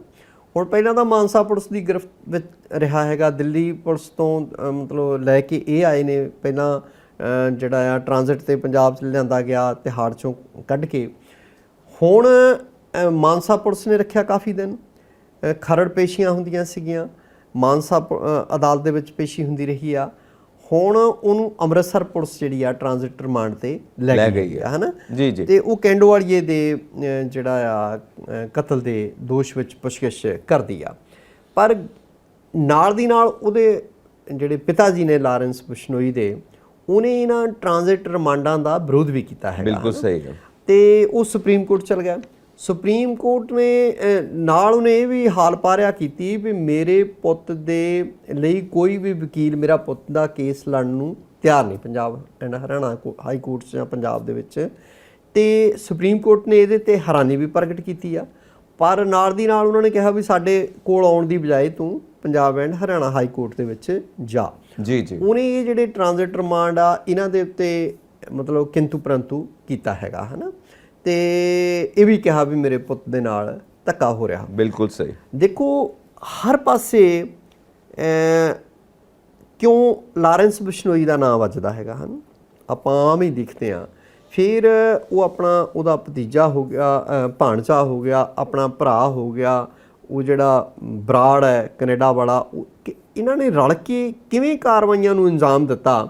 ਕਿਉਂਕਿ ਪੁਲਿਸ, ਪੰਜਾਬ ਪੁਲਿਸ ਹੁਣ ਤੱਕ ਜਿਹੜਾ ਸਿੱਧੂ ਮੂਸੇਵਾਲਾ ਵੀ ਮਸਲਾ ਆ ਉਹਦੇ 'ਚ ਵੀ ਕਹਿੰਦੀ ਆ ਵੀ ਇਹਨੇ ਇਹ ਸਾਜ਼ਿਸ਼ ਰਚੀ, ਤੇ ਇਹਨੇ ਇਸ ਸਾਜ਼ਿਸ਼ ਨੂੰ ਅੰਜਾਮ ਦਿੱਤਾ ਔਰ ਕੁਛ ਨਾ ਕੁਛ ਤਾਂ ਗੱਲ ਜ਼ਰੂਰ ਹੋਏਗੀ। ਬਿਲਕੁਲ ਜੀ। ਔਰ ਪਤਾ ਨਹੀਂ ਕਿਹੜੇ ਐਪਸ ਦੇ ਉੱਤੇ ਸਿਗਨਲ ਦੇ ਜ਼ਰੀਏ ਕਹਿੰਦੇ ਗੱਲਬਾਤ ਕਰਦੇ ਨੇ ਤਾਂ ਕਿ ਕਿਸੇ ਦੀ ਪਹੁੰਚ ਵਿੱਚ ਨਾ ਆ ਸਕਣ, ਕੋਈ ਫੜ ਨਾ ਸਕੇ ਇਹਨਾਂ ਨੂੰ। ਔਰ ਇੰਨੀ ਹਾਈ ਟੈਕਨੋਲੋਜੀ ਇਸਤੇਮਾਲ ਕਰਦੇ ਪਏ ਨੇ ਇਹ ਜੇਲ੍ਹਾਂ ਦੇ ਵਿੱਚ ਬਹਿ ਕੇ ਜੀ। ਇਹ ਬੜੀ ਆਪਣੇ ਆਪ 'ਚ ਹੈਰਾਨੀ ਵਾਲੀ ਗੱਲ ਹੈ ਕਿ ਇਹਨਾਂ ਕੋਲ ਇਹ ਚੀਜ਼ਾਂ ਮੁਹੱਈਆ ਕੌਣ ਕਰਵਾਉਂਦਾ। ਮੈਂ ਤਾਂ ਉਹੀ ਕਹਿੰਦਾ ਵੀ ਇੰਨੀਆਂ ਹਾਈ ਸਿਕਿਉਰਿਟੀ ਜੇਲ੍ਹਾਂ ਨੇ, ਇੰਨੀ ਸੁਰੱਖਿਆ ਵਾਲੀਆਂ ਜੇਲ੍ਹਾਂ ਆ, ਉੱਥੇ ਸੰਜੀਵ ਜੀ ਜ਼ਿੰਮੇਵਾਰੀ ਤਾਂ ਉਹਨਾਂ ਅਫਸਰਾਂ ਦੀ ਮਿੱਥਣੀ ਚਾਹੀਦੀ ਹੈ ਨੰਬਰ 1 ਤੇ। ਬਿਲਕੁਲ ਜੀ। ਤੇ ਇਹ ਲੋਕ ਜਿਹੜੇ ਆ ਕਿਵੇਂ ਜੇਲ੍ਹਾਂ ਦੇ ਵਿੱਚ ਬੈਠ ਕੇ ਆਪਰੇਟ ਕਰਦੇ ਆ, ਕਿਵੇਂ ਇਹਨਾਂ ਦੀਆਂ ਜਿਹੜੀਆਂ ਸੋਸ਼ਲ ਮੀਡੀਆ ਜਿਹੜਾ ਅਕਾਊਂਟਸ ਨੇ ਉਹਨਾਂ ਨੂੰ ਕਿੱਦਾਂ ਆਪਰੇਟ ਕਰਦੇ ਆ, ਔਰ ਕਿੱਦਾਂ ਬੈਠੇ ਜੇਲ੍ਹਾਂ 'ਚੋਂ ਧਮਕੀਆਂ ਦਿੰਦੇ ਆ, ਮੈਨੇਜ ਕਰਦੇ ਆ, ਸ਼ੂਟਰ ਮੈਨੇਜ ਕਰਦੇ ਆ, ਜ਼ਿੰਮੇਵਾਰੀਆਂ ਲੈਂਦੇ ਨੇ, ਜ਼ਿੰਮੇਵਾਰੀਆਂ ਲੈਂਦੇ ਆ, ਹਨਾ। ਸੋ ਕਿਉਂ ਨਹੀਂ ਉਹਨਾਂ ਅਫਸਰਾਂ ਦੀ, ਸੰਬੰਧਿਤ ਧਿਰਾਂ ਦੀ ਜਿਹੜੀ ਜ਼ਿੰਮੇਵਾਰੀ ਮਿੱਥ ਕੇ ਉਹਨਾਂ ਨੂੰ ਵੀ ਬਰਾਬਰ ਦੀਆਂ ਸਜ਼ਾਵਾਂ ਦਿੱਤੀਆਂ ਜਾਣ। ਬਿਲਕੁਲ ਸਹੀ ਹੈ, ਬਿਲਕੁਲ ਦਰੁਸਤ ਹੈ। ਹਾਂ, ਕਾਫੀ ਕੁਝ ਡਿਸਕਸ਼ਨ ਦੇ ਵਿੱਚ ਹੈ ਕਿਉਂਕਿ ਇਹ ਕੁਐਸਚਨ ਮਾਰਕ ਤੇ ਲੱਗਦਾ ਹੈ, ਕਾਬਲੀਅਤ ਦੇ ਉੱਤੇ ਕੁਐਸਚਨ ਮਾਰਕ ਲੱਗਦਾ ਪ੍ਰਸ਼ਾਸਨ ਦੀ ਕਿ ਇਹਦਾ ਕਿੱਦਾਂ ਸੰਭਵ ਹੋ ਸਕਦਾ। ਔਰ ਜੇਲ੍ਹਾਂ ਦੇ ਵਿੱਚੋਂ ਤੁਸੀਂ ਦੇਖੋ ਹਥਿਆਰ ਫੜੇ ਜਾ ਰਹੇ ਆ, ਮੋਬਾਈਲ ਫੜੇ ਜਾ ਰਹੇ ਆ, ਜੇਲ੍ਹਾਂ 'ਚੋਂ ਨਸ਼ੀਲੇ ਪਦਾਰਥ ਫੜੇ ਜਾ ਰਹੇ ਆ, ਹਨਾ। ਕਾਲੀਆਂ ਭੇਡਾਂ ਹੋਣਗੀਆਂ, ਕਿਉਂ ਨਹੀਂ ਉਹਨਾਂ ਕਾਲੀਆਂ ਭੇਡਾਂ ਨੂੰ ਇੱਕ ਵਾਰੀ ਸ਼ਾਇਦ ਆਪਾਂ ਨੂੰ ਯਾਦ ਹੋਵੇ ਵੀ ਪੰਜਾਬ ਦੀਆਂ ਜੇਲ੍ਹਾਂ ਦੇ ਇੱਕ DGP ਸੀਗੇ, ਉਹਨਾਂ ਨੇ ਜੇਲ੍ਹਾਂ ਦੇ ਵਿੱਚ ਜਿਹੜਾ ਬੈਠ ਕੇ ਨੈਟਵਰਕ ਚਲਾਉਂਦੇ ਆ ਸਿਆਸਤਦਾਨਾਂ, ਅਫਸਰਾਂ ਤੇ ਇਹਨਾਂ ਗੈਰ ਸਮਾਜਿਕ ਤੱਤਾਂ ਦਾ ਜਿਹੜਾ ਨੈਟਵਰਕ ਆ, ਹਾਂਜੀ, ਉਹਦੇ ਬਾਰੇ ਇੱਕ ਰਿਪੋਰਟ ਤਿਆਰ ਕਰਕੇ, ਮੈਂ ਉਸ ਅਫਸਰ ਦਾ ਨਾਮ ਭੁੱਲ ਰਿਹਾ, ਉਹ ਜਿਹੜਾ ਆ ਹਾਈ ਕੋਰਟ ਦੇ ਵਿੱਚ ਸਬਮਿਟ ਕੀਤੀ ਸੀ, ਜਿਹੜੀ ਅੱਜ ਤੱਕ ਜ਼ਾਹਰ ਨਹੀਂ ਹੋਈ ਵੀ ਉਹਦੇ ਵਿੱਚ ਕੀ ਸੀ, ਹੈ ਨਾ। ਬਾਦਲਾਂ ਵੇਲੇ ਵੀ ਗੱਲ ਚੱਲਦੀ ਰਹੀ, ਕਾਂਗਰਸ ਵੇਲੇ ਵੀ ਚੱਲਦੀ ਰਹੀ। ਇਸ ਤਰ੍ਹਾਂ ਸੀ ਨਾ ਇੱਕ ਪੁਲਿਸ ਅਫਸਰ ਪਈ, ਉਹਨਾਂ ਨੇ ਇਸ ਸਾਰੇ ਗੱਠਜੋੜ ਸੰਬੰਧੀ ਇੱਕ ਆਪਣੀ ਰਿਪੋਰਟ ਤਿਆਰ ਕੀਤੀ ਸੀ ਵੀ ਕਿੱਦਾਂ ਇਹ ਸਾਰੇ ਲੋਕ ਇੱਕ ਦੂਜੇ ਨਾਲ ਰਲੇ ਹੋਏ ਆ। ਸੋ ਮੇਰਾ ਕਹਿਣ ਦਾ ਭਾਵ ਇਹ ਆ ਵੀ ਜੇ ਜੇਲ੍ਹਾਂ ਹਾਈ ਸਿਕਿਉਰਿਟੀ ਫਿਰ ਕਿਹੜੀ ਰਹਿ ਗਈ, ਫਿਰ ਤਾਂ ਉਹ ਆਮ ਜਿਹੀ ਗੱਲ ਹੋ ਗਈ ਨਾ ਪਈ। ਉੱਥੇ ਇਹ ਸਾਰਾ ਕੁਛ ਇਹ ਲੋਕ ਕਿੱਦਾਂ ਬੈਠ ਕੇ ਉਹ ਅੰਜਾਮ ਦਿੰਦੇ, ਕਿੱਦਾਂ ਸਕੀਮਾਂ ਘੜਦੇ ਆ। ਜਿਹੜੇ ਮਾਹਿਰ ਨੇ ਨਾ ਉਹ ਮੰਨਦੇ ਨੇ ਕਿ ਕਮੇਟੀਆਂ ਬਣਦੀਆਂ ਨੇ, ਉਹ ਰਿਪੋਰਟਾਂ ਵੀ ਤਿਆਰ ਹੁੰਦੀਆਂ ਨੇ, ਤਹਿਕੀਕਾਤ ਵੀ ਹੁੰਦੀ ਹੈ, ਪਰ ਇਹ ਵੀ ਕਈ ਵਾਰ ਦੇਖ ਲਿੱਤਾ ਜਾਂਦਾ ਹੈ ਕਿ ਉਹ ਜਿਹੜੇ ਉੱਪਰ ਬੈਠੇ ਨੇ ਨਾ, ਜਿਹੜੇ ਪਾਵਰਫੁਲ ਲੋਕ ਨੇ, ਉਹ ਕਿਹਨੂੰ ਸਪੋਰਟ ਕਰਦੇ ਪਏ। ਬਿਲਕੁਲ ਉਹ ਜਿਹਨੂੰ ਸਪੋਰਟ ਕਰਦੇ ਪਏ ਨੇ, ਕਈ ਵਾਰ ਉਹਨਾਂ ਦੇ ਖਿਲਾਫ ਕਾਰਵਾਈ ਨਹੀਂ ਹੁੰਦੀ। ਜੇ ਉਹ ਕਿਤੇ ਇਨਵੈਸਟੀਗੇਸ਼ਨ ਦੇ ਵਿੱਚ ਕਿਤੇ ਇਨਵੋਲਵ ਵੀ ਮਿਲਦੇ ਨੇ, ਉਹਨਾਂ ਦੇ ਉੱਤੇ ਕੋਈ ਕਾਰਵਾਈ ਨਹੀਂ ਹੁੰਦੀ ਕਿਉਂਕਿ ਉਹਨਾਂ ਨੂੰ ਸਪੋਰਟ ਕਰਦੇ ਨੇ। ਉਹਨਾਂ ਦੇ ਆਪਣੇ ਪੋਲੀਟੀਕਲ ਮੋਟਿਵਸ ਨੇ, ਆਪਣੇ ਫਾਇਦੇ ਲੈਣ ਦੇ ਤਰੀਕੇ ਨੇ, ਕੋਈ ਵੀ ਤਰੀਕਾ ਹੋ ਸਕਦਾ ਹੈ, ਕਿਸੇ ਕਰਕੇ ਵੀ ਉਹ ਕਿਸੇ ਦੇ ਖਿਲਾਫ ਕਾਰਵਾਈ ਨਹੀਂ ਕਰਦੇ। ਤਾਂ ਇਸ ਕਰਕੇ ਉਹ ਅਸਲੀਅਤ ਜਿਹੜੀ ਹੈ ਉਹ ਕਈ ਵਾਰ ਬਾਹਰ ਨਹੀਂ ਆਉਂਦੀ। ਹੁਣ ਦੇਖੋ ਜਿਹੜੀ ਸ਼ਸ਼ੀਕਾਂਤ ਜਾਂ ਸ਼ਾਇਦ ਇਸ ਤਰ੍ਹਾਂ ਦਾ ਉਹਨਾਂ ਦਾ ਕੋਈ ਨਾਂ ਸੀਗਾ ਪੁਲਿਸ ਅਫਸਰ ਦਾ, ਜਿਹੜੇ ਜੇਲ੍ਹਾਂ ਦੇ ਇੰਚਾਰਜ ਸੀਗੇ, ਇੱਕ ਜੇਲ੍ਹਾਂ ਦਾ ਸਭ ਤੋਂ ਵੱਡਾ ਅਫਸਰ ਸੂਬੇ ਦਾ, ਹਾਂਜੀ, ਰਿਪੋਰਟ ਤਿਆਰ ਕਰੇ, ਉਹ ਰਿਪੋਰਟ ਅੱਜ ਤੱਕ ਜਗ ਜ਼ਾਹਰ ਨਾ ਹੋਵੇ, ਉਹਦੇ 'ਚ ਵੀ you can sense something wrong. ਕਿਉਂਕਿ ਇਹ ਫਿਰ ਲੱਗਦਾ ਵੀ ਹਮਾਮ 'ਚ ਸਾਰੇ ਨੰਗੇ ਆ ਤੇ ਇਹ ਸਾਰੇ ਕਾਲੇ ਮਾਲੇ ਆਪਸ ਵਿੱਚ ਸਾਰੇ ਲੋਕ ਰਲੇ ਹੋਏ ਆ, ਹੈ ਨਾ। ਤੇ ਅੱਜ ਤੱਕ ਉਹ ਇਸ ਗੱਲ ਨੂੰ ਵੀ ਮਤਲਬ ਮੇਰਾ ਖਿਆਲ ਆ 5-7 ਸਾਲ ਤੋਂ ਇਹ ਗੱਲ ਰੁੜ ਰਹੀ ਆ ਜਦੋਂ ਦੀ ਉਹਨਾਂ ਨੇ ਉਹ ਰਿਪੋਰਟ ਕੀਤੀ ਹੋਈ ਆ। ਕਿਉਂਕਿ ਉਹਨਾਂ ਨੂੰ ਆਪਸ 'ਚ ਪਤਾ ਹੈ ਨਾ ਕਿ ਜੇ ਇਹਨੇ ਗਲਤ ਕੰਮ ਕੀਤਾ ਤੇ ਮੈਂ ਵੀ ਗਲਤ ਕੰਮ ਕੀਤਾ ਹੈ, ਮੈਂ ਇਹਦੇ ਗਲਤ ਕੰਮ ਉਜਾਗਰ ਕਰੂੰਗਾ, ਮੇਰੇ ਗਲਤ ਕੰਮ ਉਜਾਗਰ ਕਰੂਗਾ, ਇਸ ਕਰਕੇ ਹੱਥ ਮਿਲਾ ਲੈਂਦੇ ਆ, ਬਾਈ ਤੂੰ ਵੀ ਚੁੱਪ ਕਰ ਜਾ, ਮੈਂ ਵੀ ਚੁੱਪ ਕਰ ਜਾਂਦਾ, ਪਬਲਿਕ ਦਾ ਕੀ ਹੈ, ਐਵੇਂ ਰੌਲਾ ਪਾ ਕੇ ਚੁੱਪ ਕਰਕੇ ਬਹਿ ਜਾਂਦੀ ਹੈ। ਤੁਸੀਂ ਦੇਖੋ ਕੋਈ ਵੀ ਮਾਮਲਾ ਦੇਖ ਲਓ, ਕਿਸੇ ਦਾ ਰਿਜ਼ਲਟ ਸਾਹਮਣੇ ਆਇਆ ਜਾਂ ਕੋਈ ਵੀ ਮਾਮਲਾ, ਕਿਸੇ ਵੀ ਇਨਵੈਸਟੀਗੇਸ਼ਨ ਜਿਹਦੇ ਉੱਤੇ ਜਿਹੜੀ ਟੀਮ ਬਹਿੰਦੀ ਹੈ, ਕਮੇਟੀ ਬਹਿੰਦੀ ਹੈ, ਉਹਨੇ ਕੋਈ ਵੀ ਰਿਪੋਰਟ ਸਾਹਮਣੇ ਆਈ, ਅੱਜ ਤੱਕ ਕੋਈ ਮਾਮਲੇ ਸੋਲਵ ਹੋਏ ਨੇ? ਬਹੁਤ ਘੱਟ। ਉਹ ਮਤਲਬ ਨਾ ਮਾਤਰ ਦੇ ਨਾਮ ਔਰ ਥੋੜੇ ਦਿਨਾਂ ਬਾਅਦ ਉਹ ਨਿਊਜ਼ ਕਿਤੇ ਗਾਇਬ ਹੋ ਜਾਂਦੀ, ਕੋਈ ਨਵੀਂ ਨਿਊਜ਼ ਆ ਜਾਂਦੀ, ਕੋਈ ਨਵਾਂ ਮਸਲਾ ਹੋ ਜਾਂਦਾ। ਚਲੋ ਹੁਣ ਨਵਾਂ ਮਸਲਾ ਆਪਾਂ ਲੈਂਦੇ ਆ, ਮਜੀਠੀਆ ਸਾਹਿਬ ਤੇ ਧਰਮਸੋਤ ਸਾਹਿਬ ਦੀ ਜਿਹੜੀ ਹਿਰਾਸਤ ਹੈ ਉਹਦੀ ਉਹ 14 ਦਿਨ ਦੀ ਵਧਾ ਦਿੱਤੀ ਗਈ ਹੈ। ਮਜੀਠੀਆ ਸਾਹਿਬ ਡਰੱਗ ਕੇਸ ਤੇ ਉਧਰ ਕਪਲੇ, ਆਮਦਨ ਤੋਂ ਵੱਧ ਅਸਾਸੇ, ਕਪੜੇ, ਠੱਗੀਆਂ, ਰਿਸ਼ਵਤ ਦਾ ਪੈਸਾ, ਹੈ ਨਾ। ਤੇ ਉਹ ਇਹ ਆ ਬਈ ਦੋਵਾਂ ਦਾ ਸੁੱਖ ਨਾਲ 14 ਦਿਨ ਦਾ ਰਿਮਾਂਡ ਵਧਾ ਕੇ, ਜਿਹੜਾ ਜੁਡੀਸ਼ੀਅਲ ਰਿਮਾਂਡ ਕਹਿ ਲਓ, ਬਿਲਕੁਲ ਭਈ ਜੁਡੀਸ਼ੀਅਲ ਕਸਟਡੀ ਵਧਾਤੀ ਹੈਗੀ ਆ, ਔਰ 11 ਨੂੰ ਉਹਨਾਂ ਦਾ ਦੁਬਾਰਾ ਪੇਸ਼ੀ ਹੋ ਰਹੀ ਆ ਦੋਹਾਂ ਜਣਿਆਂ ਦੀ। ਤੇ ਦੇਖੋ ਮਜੀਠੀਆ ਸਾਹਿਬ ਦੀ ਭੈਣ ਜੀ ਬੀਬੀ ਸਿਮਰਤ ਬਾਦਲ ਹੋਰੀ ਪਿੱਛੇ ਰੌਲਾ ਪਾਉਂਦੇ ਰਹੇ ਆ ਵੀ ਮੇਰੇ ਭਰਾ ਨੂੰ ਨਜਾਇਜ਼ ਕੀਤਾ ਜਾ ਰਿਹਾ, ਮੇਰੇ ਭਰਾ ਨੂੰ। ਉਹ ਮਤਲਬ ਬਾਕੀ ਜਿਹੜੇ ਕੈਦੀ ਆ ਉਹ ਮਾਮਾ ਦੇ ਪੁੱਤ ਨਹੀਂ ਗਏ, ਠੀਕ ਹੈ। ਇਹ ਕਿਉਂਕਿ ਇੱਕ ਅਮੀਰ ਪਰਿਵਾਰ ਨਾਲ ਸੰਬੰਧ ਰੱਖਦੇ ਆ, ਇਸ ਕਰਕੇ ਵੀ ਉਹਨਾਂ ਨੂੰ ਸਾਰੀਆਂ ਸੁੱਖ ਸਹੂਲਤਾਂ ਮਿਲਣ, ਉਹਨਾਂ ਦੀ ਜਾਨ ਨੂੰ ਜ਼ਿਆਦਾ ਖਤਰਾ ਆ। ਜਿਹੜੇ ਬਾਕੀ ਲੋਕ ਬੈਠੇ ਆ ਜੇਲ੍ਹਾਂ 'ਚ ਉਹ ਮਤਲਬ ਉਹ ਕੀੜਿਆਂ ਪਕੌੜਿਆਂ ਵਰਗੇ ਹੈਗੇ ਆ, ਹੈ ਨਾ। ਅਤੇ ਇੱਕ ਗੱਲ ਹੋਰ ਮੇਰੇ ਜਿਹੜਾ ਦੇਖਣ 'ਚ ਆਈ ਆ ਭਈ ਨਵਜੋਤ ਸਿੱਧੂ ਹੋਰੀ ਵੀ ਸੁੱਖ ਨਾਲ ਉੱਥੇ ਹੀ ਨੇ, ਉਹਨਾਂ ਨੂੰ ਮਿਲਣ ਤਾਂ ਲੋਕ ਜਾਂਦੇ ਆ। ਨਵਜੋਤ ਸਿੱਧੂ ਨੂੰ ਆਮ ਹੀ ਆਪਾਂ ਦੇਖਦੇ ਵੀ ਪੋਲੀਟੀਕਲ ਲੋਕ ਵੀ, ਕਾਂਗਰਸੀ ਵੀ ਗਏ ਆ, ਹੈ ਨਾ। ਇਸੇ ਤਰ੍ਹਾਂ ਮਜੀਠੀਆ ਸਾਹਿਬ ਨੂੰ ਪਿਛਲੇ ਦਿਨੀ ਹਾਲੇ ਸੁਖਬੀਰ ਬਾਦਲ ਹੁਣੀ ਮਿਲ ਕੇ ਆਏ ਆ, ਉਹਨਾਂ ਦੀ ਵਾਈਫ ਗੁਨੀਬ ਮਿਲ ਕੇ ਆਈ ਆ ਜਿਹੜੀ ਹੁਣ MLA ਵੀ ਆ ਉੱਥੋਂ ਮਜੀਠਾ ਤੋਂ। ਪਰ ਸਾਧੂ ਸਿੰਘ ਧਰਮਸੋਤ ਹੋਰਾਂ ਨੂੰ ਕੋਈ ਵੱਡਾ ਲੀਡਰ ਪੰਜਾਬ ਦਾ ਕਾਂਗਰਸੀ ਮਿਲਣ ਨਹੀਂ ਗਿਆ, ਤੁਸੀਂ ਦੇਖਿਆ ਹੋਊਗਾ, ਹੈ ਨਾ। ਬਿਲਕੁਲ ਲੋਕਲ ਤਾਂ ਕੋਈ ਮਾੜੇ ਮੋਟੇ ਉਹਦੇ ਟੱਬਰ ਦੇ ਲੋਕ ਤਾਂ ਗਏ ਆ, ਪਰ ਕੋਈ ਵੱਡਾ ਜਿਹੜਾ ਸਿਆਸੀ ਆਗੂ ਆ ਕਾਂਗਰਸ ਦਾ ਉਹ ਅੱਜ ਤੱਕ ਉਹਨਾਂ ਨੂੰ ਮਿਲਣ ਨਹੀਂ ਗਿਆ। ਹਾਲਾਂਕਿ ਸ਼ਾਇਦ ਡਰਦੇ ਵੀ ਹੋਣ ਵੀ ਸਾਨੂੰ ਵੀ ਨਾਲ ਨਾ ਜਿਹੜਾ ਇਹੀ ਚੀਜ਼ ਮੇਨ ਸਰਕਾਰ ਦਬੱਲੇ, ਹੈ ਨਾ, ਵੀ ਕਿਉਂ ਆਇਆ। ਬਿਲਕੁਲ ਕੋਈ ਸੀਕ੍ਰੇਟ ਨਾ ਸ਼ੇਅਰ ਕਰਨ ਆਇਆ ਹੋਵੇ, ਕੋਈ ਗੱਲ ਨਾ ਦੱਸਣ ਆਇਆ ਹੋਵੇ, ਇਹਦੇ ਉੱਤੇ ਵੀ ਨਜ਼ਰ ਰੱਖੀ ਜਾਵੇ, ਇਹਦੇ ਪਿੱਛੇ ਵੀ ਬੰਦੇ ਲਾ ਦਿਓ। ਦੂਸਰਾ ਹਾਂ ਬਿਲਕੁਲ ਦੂਸਰਾ ਸੀਗਾ ਵੀ ਜਿਹੜੀਆਂ ਉਹਨਾਂ ਦੀਆਂ ਦਿੱਲੀ ਦੱਖਣ ਜਾਇਦਾਦਾਂ ਆ, ਚੰਡੀਗੜ੍ਹ ਹੋ ਗਿਆ, ਪਟਿਆਲੇ ਹੋ ਗਿਆ, ਜਲੰਧਰ 'ਚ ਵੀ ਕਹਿੰਦੇ ਉਹਨਾਂ ਦੀ ਕੋਈ ਜਾਇਦਾਦ ਆ, ਉਹ ਹੁਣ ਅਟੈਚ ਕੀਤੀ ਜਾ ਰਹੀ ਆ, ਕਿਉਂਕਿ ਹੁਣ ਇਨਕੁਆਇਰੀ ਚੱਲਦੀ ਪਈ ਹੈ, ਪਰਤਾਂ ਖੁੱਲਦੀਆਂ ਪਈਆਂ ਨੇ। ਬਿਲਕੁਲ। ਔਰ ਜਿਸ ਇਲਾਕੇ 'ਚ ਉਹਨਾਂ ਦੀ ਚੱਲਦੀ ਸੀ ਪੂਰੀ ਸਿਆਸਤ, ਤੂਤੀ ਬੋਲਦੀ ਸੀ, ਉਸੇ ਇਲਾਕੇ ਦੇ ਜੇਲ੍ਹ ਦੇ ਵਿੱਚ ਦੇਖੋ ਸਮਾਂ ਸਮਰੱਥ ਜਿਵੇਂ ਕਹਿੰਦੇ ਨੇ, ਬਿਲਕੁਲ ਹੁਣ ਉਸੇ ਜੇਲ੍ਹ ਦੇ ਵਿੱਚ ਉਸੇ ਇਲਾਕੇ ਦੇ ਵਿੱਚ ਨੇ, ਔਰ ਉੱਥੋਂ ਹੀ ਕੋਈ ਮਿਲਣ ਨਹੀਂ ਆਉਂਦਾ ਪਿਆ। ਔਰ ਕਿਸੇ ਵੇਲੇ ਉੱਥੇ ਭੀੜ ਲੱਗੀ ਹੁੰਦੀ ਹੋਊਗੀ ਧਰਮਸੋਤ ਸਾਹਿਬ ਦੇ ਘਰਾਂ 'ਚ ਕਿ ਸਾਡਾ ਇਹ ਕੰਮ ਕਰਾ ਦਿਓ ਜੀ, ਸਾਡਾ ਉਹ ਕੰਮ ਕਰਾ ਦਿਓ ਜੀ। ਹੁਣ ਅੱਜ ਕੋਈ ਵੀ ਨਹੀਂ ਮਿਲਣਾ ਆਇਆ। ਸੋ ਹੋਰ ਤਾਂ ਹੋਰ ਇੱਥੇ ਫਗਵਾੜੇ ਦੇ ਲਾਗੇ ਉਹਨਾਂ ਦੇ ਸਹੁਰੇ ਨੇ, ਸਹੁਰਿਆਂ ਦਾ ਪਿੰਡ ਆ ਲਖਪੁਰ ਸਾਨੀ, ਪਾਂਚਸ਼ਾਹ ਵੱਲ ਜਾਂਦੇ ਆ ਤਾਂ ਉੱਥੇ ਰੌਣਕਾਂ ਰਹਿੰਦੀਆਂ ਸੀ ਵੀ ਉਹਨਾਂ ਦੇ ਪਿੰਡ ਦਾ ਜਵਾਈ ਸੀਗਾ, ਉਹ ਮਤਲਬ ਸਮਝ ਲਓ ਵੀ ਸਹੁਰਾ ਪਰਿਵਾਰ ਦੀ ਵੀ ਟੌਰ ਹੁੰਦੀ ਸੀ ਪੂਰੀ। ਚਲੋ ਹੁਣ ਲੋਕ ਇਨਸਾਫ ਪਾਰਟੀ ਦੇ ਜਿਹੜੇ ਮੁਖੀ ਨੇ ਨਾ ਜੀ, ਸਿਮਰਜੀਤ ਸਿੰਘ ਬੈਂਸ ਜੀ, ਭਗੌੜੇ ਤਾਂ ਕਰਾਰ ਦੇ ਦਿੱਤੇ ਗਏ ਨੇ, ਕਾਫੀ ਸਮਾਂ ਬੀਤ ਚੁੱਕਾ ਹੈ ਜੀ, ਪਰ ਅਜੇ ਤੱਕ ਪਤਾ ਹੀ ਨਹੀਂ ਲੱਗਦਾ ਪਿਆ ਕਿੱਥੇ ਗਏ, ਕਿਸੇ ਦੇ ਹੱਥ ਪੱਲੇ ਕੁਝ ਨਹੀਂ ਪੈਂਦਾ। 4 ਮਹੀਨਿਆਂ ਤੋਂ ਅਦਾਲਤ ਨੇ ਭਗੌੜਾ ਕਰਾਰ ਦਿੱਤਾ ਹੋਵੇ, ਅਦਾਲਤ ਨੇ ਸਖਤੀ ਵੀ ਕੀਤੀ ਹੋਵੇ, ਪੀਓ ਪੁਲਿਸ ਦੇ ਹੱਥ ਖਾਲੀ ਹਨ। ਪ੍ਰੋਕਲੇਮਡ ਆਫੈਂਡਰ, ਇੱਕ ਜਾਣਿਆ ਮਾਣਿਆ ਬੰਦਾ, ਬਿਲਕੁਲ। ਔਰ ਕਿਤੇ ਕਿਤੇ ਉਹ ਕਹਿੰਦੇ ਆਪਣੇ ਸੋਸ਼ਲ ਮੀਡੀਆ ਅਕਾਊਂਟਸ ਤੇ ਤਾਂ ਸਰਗਰਮ ਦਿਸਦੇ ਆ, ਪਰ ਪੁਲਿਸ ਦੇ ਹੱਥ ਨਹੀਂ ਲੱਗੇ ਹਨ। ਦੇਖੋ ਨਾ ਉਹ ਆਪਣੇ ਦਫ਼ਤਰ ਮਿਲਦੇ, ਨਾ ਉਹ ਆਪਣੇ ਘਰ ਮਿਲਦੇ ਆ। ਉਹਨਾਂ ਦੇ ਪੀਏ ਭਰਾ ਸਾਰਿਆਂ ਤੇ ਜਿਹੜਾ ਉਹ ਔਰਤ ਵਿਚਾਰੀ ਰੋਜ਼ ਜਿਹੜਾ ਕਮਿਸ਼ਨਰੇਟ ਆਫਿਸ ਜਾ ਕੇ ਰੌਲਾ ਰੱਪਾ ਪਾਉਂਦੀ ਆ, ਧਰਨਾ ਵੀ ਦਿੱਤਾ ਉਹਨੇ ਵੀ ਗ੍ਰਿਫਤਾਰ ਕੀਤਾ ਜਾਵੇ।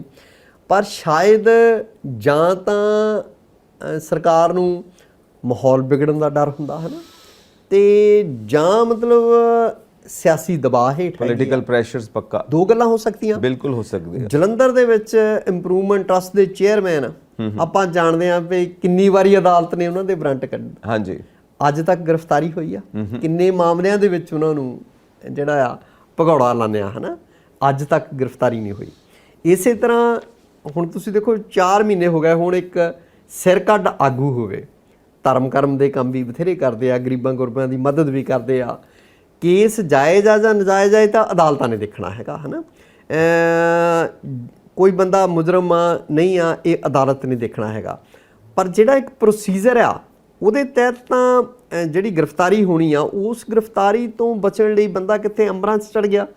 ਪੁਲਿਸ ਤੁਸੀਂ ਦੇਖੋ ਭਈ ਜਿਹਨੂੰ ਗ੍ਰਿਫਤਾਰ ਕਰਨਾ ਹੁੰਦਾ 751 'ਚ ਫੜ ਕੇ ਲੋਕਾਂ ਨੂੰ ਅੰਦਰ ਦੇਣ ਦੇ ਆ, ਜ਼ਮਾਨਤਾਂ ਹੁੰਦੀਆਂ ਲੋਕਾਂ ਦੀਆਂ, ਹਾਂਜੀ। ਤੇ ਜਦੋਂ ਮਤਲਬ ਹੁਣ ਤੁਸੀਂ ਦੇਖੋ ਵੀ 376 ਦਾ ਪਰਚਾ ਦਰਜ ਹੋਵੇ ਬਲਾਤਕਾਰ ਦਾ, 302 ਦੇ ਪਰਚੇ ਦਰਜ ਹੁੰਦੇ ਆ, 326 ਬਣੀਆਂ ਹੁੰਦੀਆਂ, ਬੰਦੇ ਬਾਹਰ ਤੁਰੇ ਫਿਰਦੇ ਆ, ਪੁਲਿਸ ਹੱਥ ਵੀ ਨਹੀਂ ਲਾਉਂਦੀ, ਉਧਰ ਨੂੰ ਦੇਖਦੀ ਵੀ ਨਹੀਂ ਆ। ਤੁਸੀਂ ਦੇਖੋ ਹਾਂਜੀ, ਮਜੀਠੀਆ ਸਾਹਿਬ ਜ਼ੈਡ ਸਿਕਿਉਰਿਟੀ ਜੀ, ਪਰ ਮਜੀਠੀਆ ਸਾਹਿਬ ਵੀ ਪਤਾ ਨਹੀਂ ਲੱਗਦਾ ਪਿਆ ਸੀ ਕਿੱਥੇ ਗਏ ਨੇ ਜੀ, ਰੂਪੋਸ਼ ਹੋਏ ਸੀ। ਕਿੰਨਾ ਚਿਰ ਰੂਪੋਸ਼ ਰਹੇ ਆ, ਹਨ। ਸਮੇਤ ਸੈਣੀ ਹੁਣਾਂ ਦੀ ਬਿਲਕੁਲ Z+ ਸਿਕਿਉਰਿਟੀ ਆ, ਔਰ ਉਹ ਸਿਕਿਉਰਿਟੀ ਚੋਂ ਦੌੜ ਜਾਂਦੇ ਆ। ਦੱਸੋ ਹੁਣ ਸਿਕਿਉਰਿਟੀ ਕਾਦੇ ਵਾਸਤੇ ਆ? ਤੇ ਉਹ ਕਿਉਂ ਨਹੀਂ ਸਿਕਿਉਰਿਟੀ ਦੇ ਇੰਚਾਰਜ ਨੂੰ ਫੜ ਕੇ ਅੰਦਰ ਦਿੱਤਾ ਜਾਂਦਾ ਵੀ ਭਾਈ ਬੰਦਾ ਕਿੱਥੇ ਗੁੰਮਿਆ ਹਨ? ਚਲੋ ਹੁਣ ਏਦਾਂ ਚੱਲਦਾ ਪਿਆ ਕੰਮ।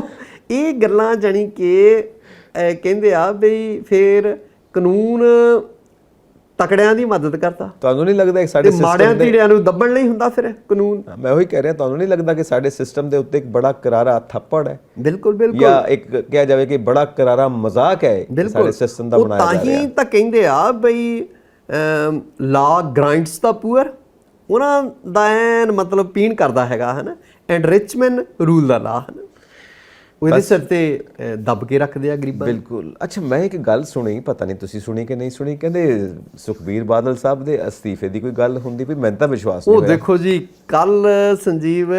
ਕੱਲ ਸਾਰਾ ਦਿਨ ਹੀ ਰੌਲਾ ਪੈਂਦਾ ਰਿਹਾ ਪਹਿਲਾਂ ਵਿਧਾਨ ਸਭਾ ਚੋਣਾਂ 'ਚ 3 ਸੀਟਾਂ ਰਹਿ ਗਈਆਂ, 25 ਸਾਲ ਰਾਜ ਕਰਦੇ ਕਰਦੇ 3 ਸੀਟਾਂ ਤੇ ਆ ਗਏ।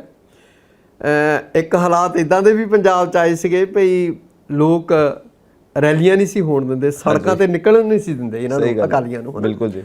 ਭੈਣ ਭਰਾ ਬਿਕਰਮ ਮਜੀਠੀਆ ਤੇ ਬੀਬੀ ਹਰਸਿਮਰਤ ਬਾਦਲ ਆਪਣੇ ਜੱਦੀ ਪਿੰਡ ਨੂੰ ਜਾਂਦੇ ਆ, ਕਿਤੇ ਜਠੇਰੇ ਜਠੂਰਿਆਂ ਨੂੰ ਜਾ ਰਹੇ ਆ, ਤਾਂ ਲੋਕਾਂ ਨੇ ਪਿੰਡ ਦੇ ਆਨੇ ਰਾਹ ਦੇ ਵਿੱਚ ਉਹ ਮਤਲਬ ਮਾਲ ਅਸਬਾਬ ਲੈ ਕੇ ਖੜੇ ਸੀਗੇ ਵੀ ਉਹਨਾਂ ਤੇ ਸੁੱਟਣਾ ਹੈਗਾ। ਅੱਛਾ ਜੀ। ਤੇ ਪਿੰਡ 'ਚ ਵੜ ਨਹੀਂ ਦਿੱਤਾ, ਪਿੰਡੋਂ ਬਾਹਰੋਂ ਆ ਗਏ ਸੀਗੇ, ਆਪਣੇ ਜਠੇਰੀ ਮੱਥਾ ਨਹੀਂ ਸੀ ਟੇਕਣ ਦਿੱਤਾ, ਹਨ। ਦੇਖੋ, ਸੋ ਇਦਾਂ ਦੀ ਨੌਬਤ ਆ ਗਈ।